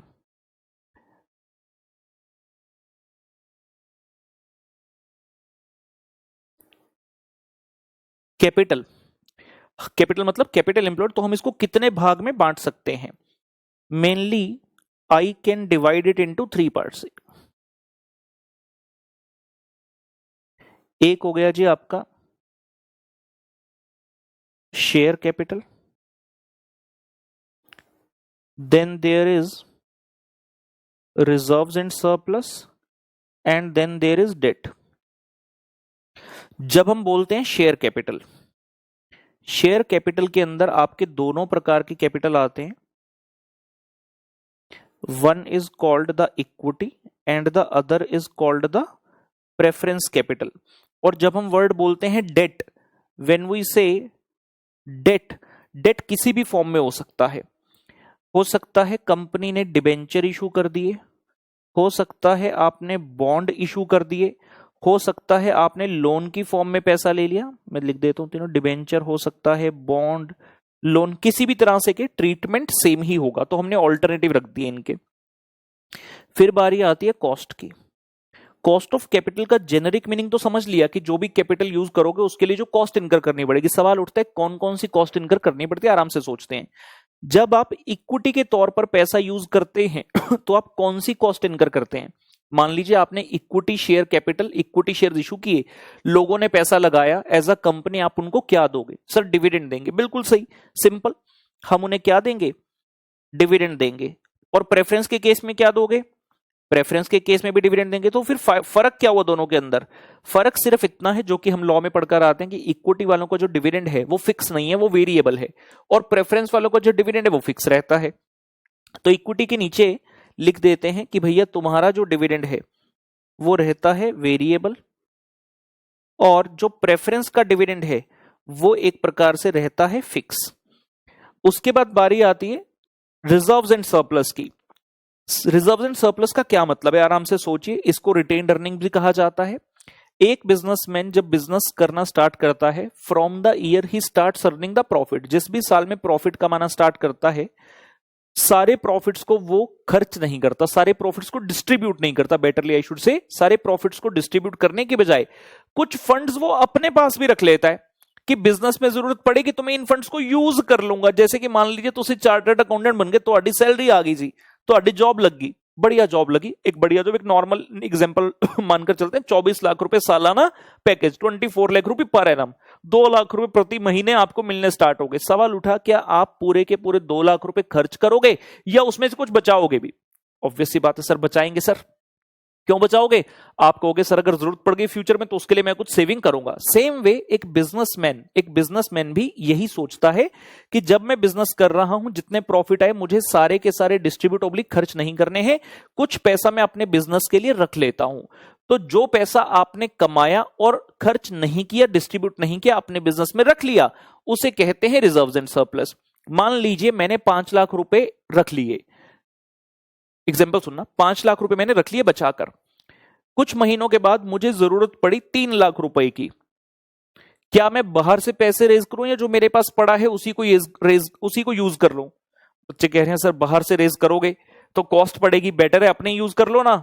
बस यही गलती है जो कि सबको लगता है कि भैया पैसा तो अपना है, इसकी कोई कॉस्ट थोड़ी है, लेकिन ना उसकी भी कॉस्ट होती है, उसकी भी कॉस्ट होती है। कैसे होती है उसके लिए थोड़ा सा सस्पेंस रखेंगे, उसके लिए थोड़ा सा सस्पेंस, कॉस्ट होती है, इतनी चीज याद रख ली बस, उसके बाद आगे बढ़ते हैं, वापिस आएंगे इस पर। डेट के केस में, जैसे इक्विटी के केस में डिविडेंड दिया, प्रेफरेंस के केस में डिविडेंड दिया, डेट के केस में क्या दोगे? मान लीजिए आपने डिबेंचर इशू कर दिए, तो किसी पर्सन ने पैसा लगाया वो हो गया डिबेंचर होल्डर। आपने बॉन्ड इशू कर दिए, जिसने पैसे लगाए वो हो गया बॉन्ड होल्डर। आपने लोन ले लिया किससे? बैंक एक्सेट्रा से। तो इन लोगों को बदले में आपको क्या देना होगा? Apart from the principal amount जो आपने रेज किया, you need to pay the interest. So यहां पर जो कॉमन एक नाम है दैट इज इंटरेस्ट, यहां पर जो एक कॉमन नाम आ गया दैट इज इंटरेस्ट, यानी कि इक्विटी और प्रेफरेंस के लिए हमें देना है डिविडेंड, और डेट को यूज करने के लिए we need to incur the cost in the form of interest. Now comes the last point, आराम आराम से सब चीज समझेंगे, कुछ भी अधूरा नहीं रहेगा। नेचर, जब हम इकोनॉमिक्स में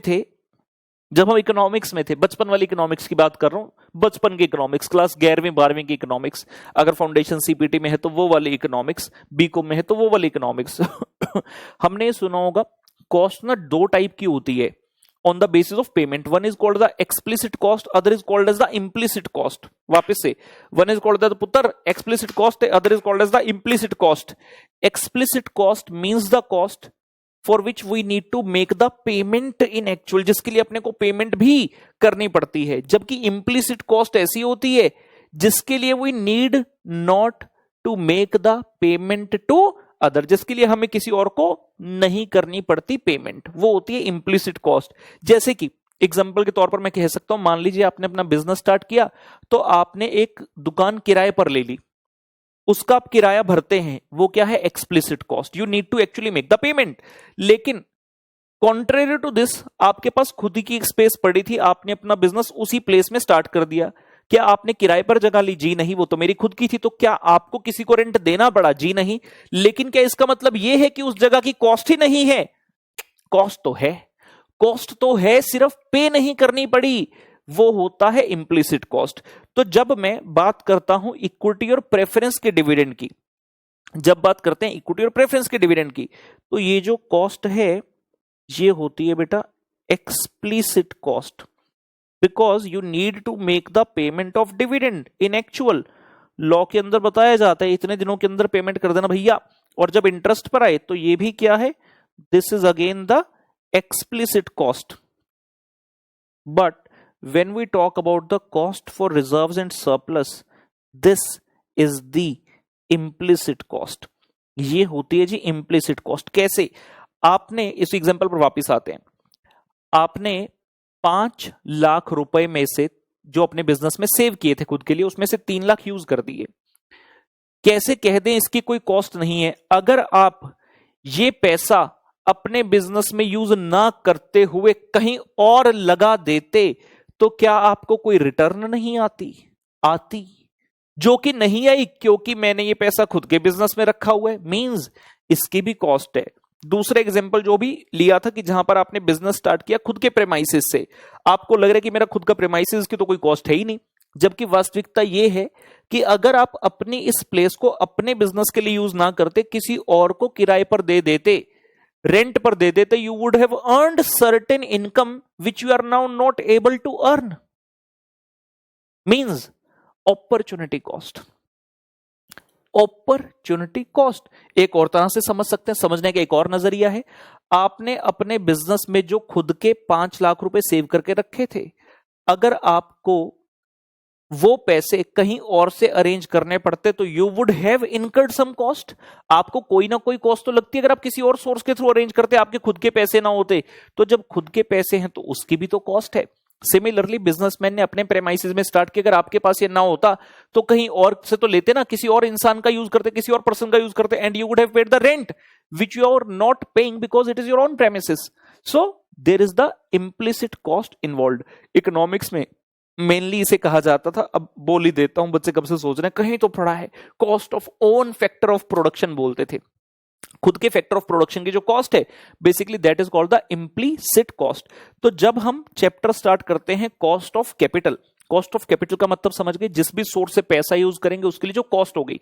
सवाल उठा कौन सी कॉस्ट होगी, तो शेयर कैपिटल और डेट के लिए हम एक्चुअल में पेमेंट करते हैं in the form of dividend and interest, तो उनकी कॉस्ट है एक्सप्लिसिट कॉस्ट। जबकि रिजर्व्स एंड सरप्लस के लिए we don't actually pay the money, there is no outflow of resources as such, but इसका मतलब ये नहीं कि उसकी कॉस्ट नहीं है, उसकी भी कॉस्ट होती है, बट वो इम्प्लिसिट कॉस्ट है। यहां से हमारे चैप्टर की बाउंड्री तैयार हो रही है। हर चीज जो हम पढ़ रहे हैं, हर एक लफ्ज जो हम कह रहे हैं, हर एक शब्द जो हम लिख रहे हैं, उसका कोई ना कोई रिलेशन है लॉन्ग रन में हमारे इस चैप्टर के साथ। तो जैसे ही मैंने ये लिखा हमारा चैप्टर है कॉस्ट ऑफ कैपिटल, तो यहां से आपके सामने 4 कॉस्ट नजर आ गई। कौन सी? Cost of equity, cost of preference, cost of reserves and surplus, cost of debt. कुल मिलाकर पुत्र 4 कॉस्ट साढ़े वल बन रही है, जो कि हमने पढ़ना है। अभी तो देखते जाओ, बहुत मजा आने वाला है, अभी तो देखते जाओ, बहुत मजा आने वाला है। और लिखते हैं कुछ और अंडरस्टैंडिंग, पहले जो है चैप्टर को क्रक्स मतलब बेसिक अपने कंट्रोल में आ जाए, उसके बाद चैप्टर से डर लगना बंद हो जाता है। अभी हमने देखा मेनली 3 रिसोर्स जिनसे मैं पैसा रेज करने वाला हूं बाहर वालों से, डेट है, प्रेफरेंस है, इक्विटी है। तो इनके बारे में कुछ कुछ चीजें जानते हैं, कुछ कैरेक्टरिस्टिक्स इनके बारे में हो जाएं।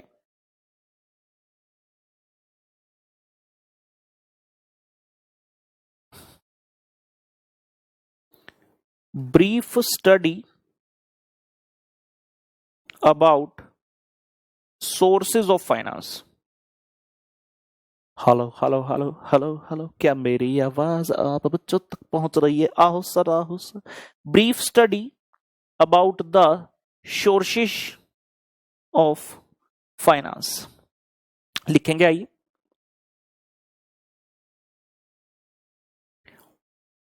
यहां लिखो डेट, प्रेफरेंस शेयर कैपिटल का शॉर्ट फॉर्म लिख रहे हैं पीएससी, इक्विटी शेयर कैपिटल का शॉर्ट फॉर्म लिख रहे हैं ईएससी। कुछ पॉइंट्स के थ्रू इनमें डिफरेंशिएट करने की कोशिश करेंगे। सबसे पहले रिटर्न फॉर इन्वेस्टर के माध्यम से, जब इन लोगों ने पैसा लगाया इन्वेस्टर के तौर पर, इनको क्या मिलेगा? अगर किसी पर्सन ने कंपनी में डिबेंचर लिए, क्या मिलेगा उसे बदले में? इंटरेस्ट। अगर आपने प्रेफरेंस के तौर पर पैसे लगाए तो आपको क्या मिलने वाला है साल के अंत में? डिविडेंड। अगर आपने इक्विटी के तौर पर पैसे लगाए तो भी क्या मिलने वाला है आपको? डिविडेंड। उसके बाद मिलने के कितने चांस हैं? क्या पक्का मिलेगा? मिलने के कितने आसार हैं? क्या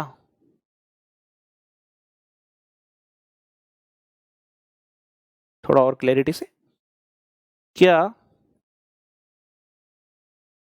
पक्का मिलेगा? मतलब आपने, मान लो आप डिबेंचर होल्डर बन गए, तो गारंटी क्या है कि साल के अंत में आपको इंटरेस्ट मिलेगा ही मिलेगा? साल के अंत में या फिर जब जैसे ही मिलता होगा, क्वार्टरली, हाफ ईयरली, वट मिलेगा पक्का। इसकी क्या गारंटी है? क्या पक्का मिलेगा?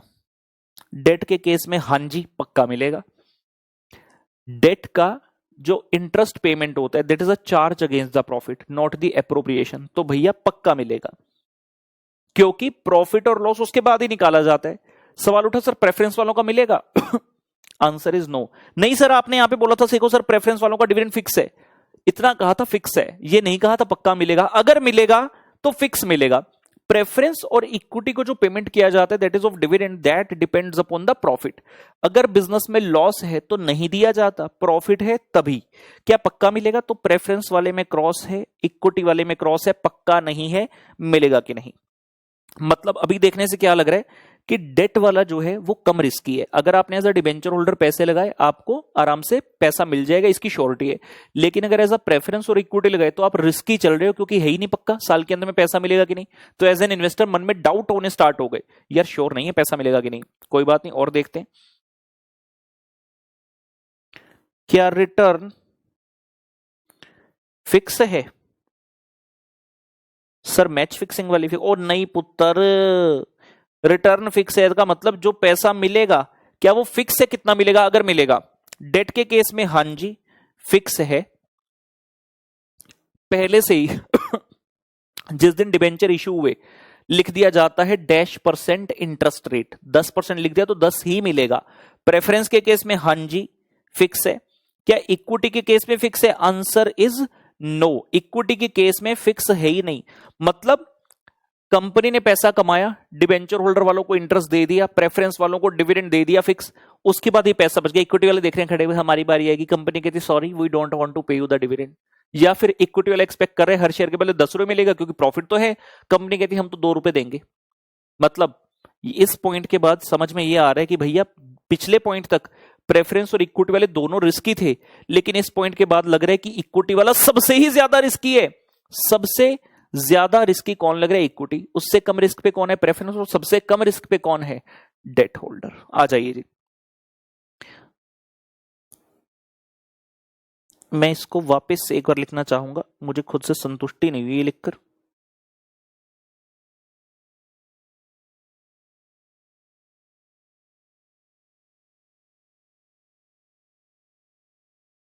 नेक्स्ट, रिस्क जो हमने बात की, सबसे हाईएस्ट रिस्क कहां पर है? इक्विटी में। लीस्ट किस में है? डेट में। तो बीच में कौन रह गया? प्रेफरेंस। तो यहां पर लिख देते हैं जी मॉडरेट।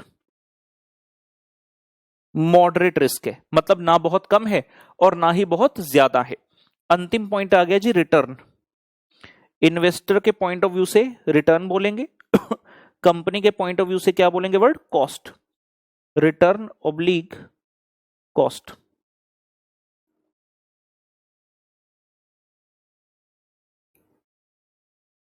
सेम टू सेम चलेगा इनलाइन। जब इक्विटी का रिस्क सबसे ज्यादा है तो कॉस्ट भी उसी की सबसे ज्यादा होगी। बचपन से सुनते आए हाई रिस्क हाई रिटर्न। तो जब रिस्क सबसे ज्यादा इक्विटी का, सबसे ज्यादा रिटर्न भी उसी की होगी। सबसे कम रिस्क डेट का, तो सबसे कम कॉस्ट ऑब्लिक रिटर्न भी इसी की होगी। और प्रेफरेंस का क्या रहेगा? मॉडरेट। ये हम चैप्टर का अभी तो पहला लेक्चर करें, जैसे जैसे चैप्टर में जाएंगे इन चीजों को तो हमने बहुत डिटेल के अंदर समझना है। आज सिर्फ स्टार्टिंग है जहां पर हम चैप्टर का बेसिक एक समझ रहे हैं, राइट। कॉस्ट ऑफ कैपिटल के बारे में एक पॉइंट हमने यहां लिखा था, जहां मैंने कहा था cost of capital means the cost to be incurred for various sources of finance. Cost of capital के बारे में एक बेहद इंपॉर्टेंट लाइन हमारे पास है जो कि हम अब लिखने जा रहे हैं। Cost of capital, cost of capital पुत्र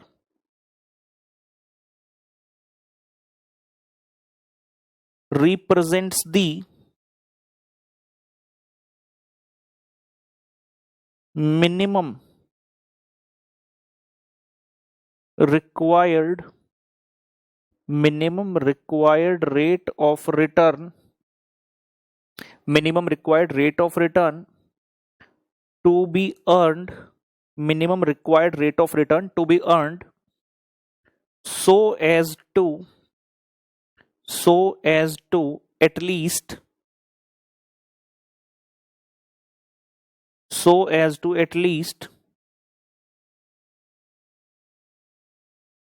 meet the cost of various sources of finance so as to at least meet the cost of various sources of finance। आराम से पढ़ेंगे इसे और समझेंगे क्या लिखा है। हम कह रहे हैं cost of capital represents the minimum required rate of return, कि भैया कम से कम इतना तो कमाना ही। बिजनेसमैन ने फंड्स प्रोक्यूर किए, लेट्स एज्यूम उसकी कॉस्ट है 10%। जैसे मैंने डेट वाले केस में थोड़ी देर पहले एग्जांपल लिया था कि 100 करोड़ रेज करने थे, हमें 10% पर बैंक से लोन मिल गया। अब सवाल उठा कि कमाओगे कितना, जिस बिजनेस में पैसा लगाओगे, जिस प्रोजेक्ट में लगाओगे, कम से कम वहां से 10% रिटर्न तो आए। अगर वहां से 10 की रिटर्न भी ना आ पाई, मान लो 9 की आई, कमाते 9% तो देना है 10%, मतलब 1% और अपनी पॉकेट से डालोगे। ऐसे बिजनेस को ताला मार दो भाई, ऐसा बिजनेस करने का कोई फायदा नहीं है। तो वही हमने कहा cost of capital represents the minimum required rate of return to be earned to at least meet the cost of various sources of finance, की जिस सोर्स से आपने पैसा रेज किया है उसकी एटलीस्ट कॉस्ट तो आप मीट कर सको। तो कॉस्ट ऑफ कैपिटल इसलिए बेहद बेहद बेहद इंपॉर्टेंट माना जाता है, क्योंकि आगे आने वाला जो चैप्टर होगा, जब हमारा इन्वेस्टिंग डिसीजन चैप्टर करेंगे ना, जो मैंने यहां पर आपको बताया था, when we frame this balance sheet, हमने कहा था फिक्स्ड एसेट इन्वेस्टिंग। आप जो फंड्स प्रोक्योर करके लाए, जब उनको यूटिलाइज यानी कि इन्वेस्ट करोगे, तो वहां पर हमारा मेन क्राइटेरिया यही रहेगा कि जब मैं फंड्स लेकर आया, उनकी -% कॉस्ट है, सो जिस बिजनेस में पैसे डाल रहा हूं उससे कम से कम इतना तो आए कि मैं जो कॉस्ट है उसको मीट कर सकूं, राइट। और इस चैप्टर के अंदर हमें क्या क्या पढ़ना है, वो वाली बाउंड्री भी हम सेट कर लेंगे आज ही। चैप्टर की बाउंड्री क्या है, कॉस्ट ऑफ कैपिटल में क्या क्या पढ़ने वाले हैं। सो कॉस्ट ऑफ कैपिटल की जो बाउंड्री है, जो एक ओवरव्यू में कह सकता हूं,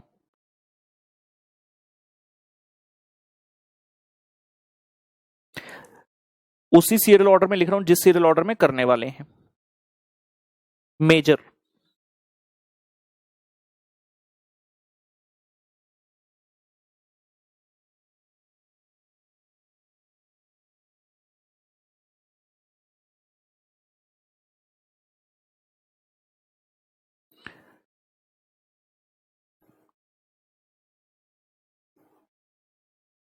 सबसे पहले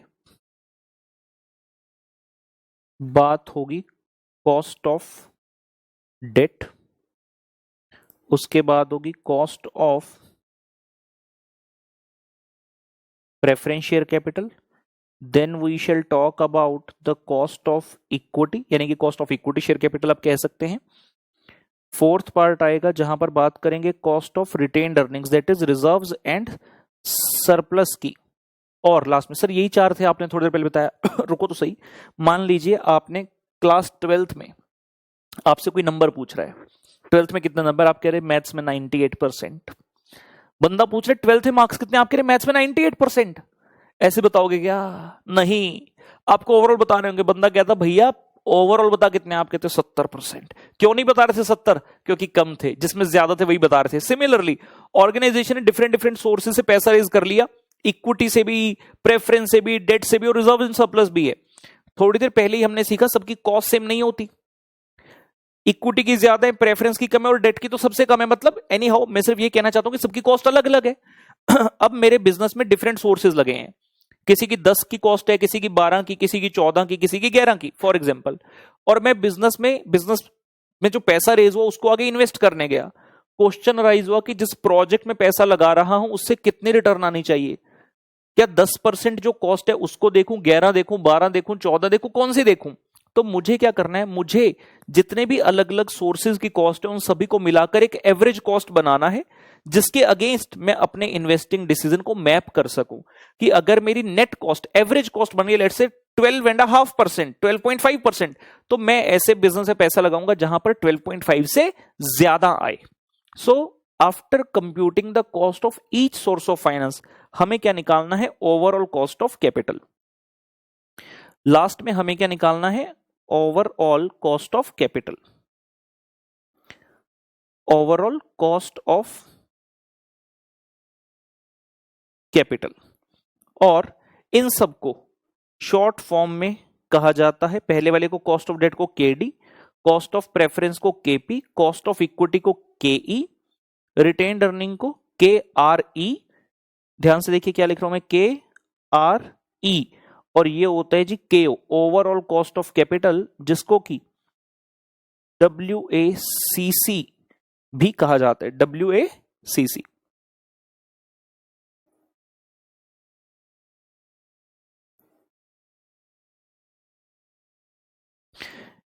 चैप्टर के अंदर कुल मिलाकर ये वाली चीजें हमें पढ़नी है, इतनी इसी अंदाज में पढ़ेंगे एक एक करते हुए ठीक है ना।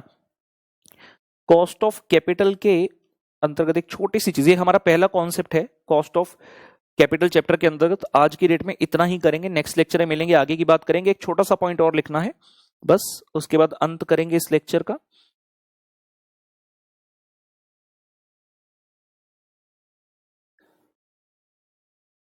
Alternative names for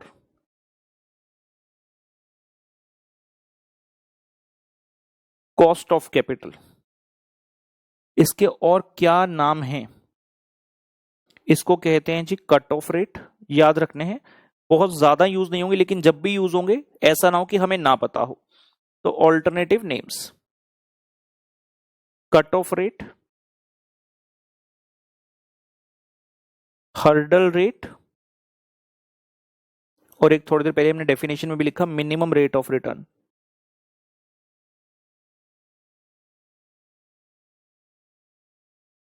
minimum rate of return जी। सेकंड वाला लिखा हर्डल, HURDLE, हर्डल रेट। तो भैया लेक्चर के स्टार्टिंग में मैंने कहा था पेट में तितलियां, कई बच्चों के एंग्जाइटी क्यूरियोसिटी कैसे पढ़ाएंगे, FM में क्या होता है, उन काफी सवालों का जवाब आपको मिल गया होगा। और जैसे जैसे आगे वाले लेक्चर और बढ़ेंगे, आपका जो जिज्ञासा है वो धीरे धीरे सेटल होती जाएगी। और बस जैसा आज अगर मन में कुछ ठान लिया, मेन बात यह है कि उस चीज को, उस बर्निंग डिजायर को, उस आग को जो लगी है आज, कभी बुझने नहीं देना। एटलीस्ट हमें अपना ये ग्रुप बहुत अच्छे मार्क्स से निकालना है, और जिस जोश से हमने आज पढ़ाई की उसी जोश से आगे भी काम करना है। जिस तरह से आज हमने सुंदरता से अपने नोट्स को बनाया है, उसी सुंदरता से आगे भी कंटिन्यू करना है। और सबसे बड़ी बात, खुद पर विश्वास रखना है। जैसा मैंने कहा, जब हम इस कोर्स के अंदर आते हैं बहुत सारे सपने लेकर आते हैं, and everything is possible if we are going to do it the right way. एंड कभी भी कोई चीज ऐसी होगी ही नहीं जो हम अचीव नहीं कर सकते, जो हम पा नहीं सकते। ये कोर्स तो बहुत छोटी सी बात है, तो अपने ऊपर कॉन्फिडेंस हमेशा रखना है हमने, और just positive vibes around us. ठीक है ना वाइज? तो that's it for the day. आज का लेक्चर करते हैं यहीं पर समाप्त। मुलाकात होगी आपसे अगले सेशन में, तब तक के लिए बाय बाय।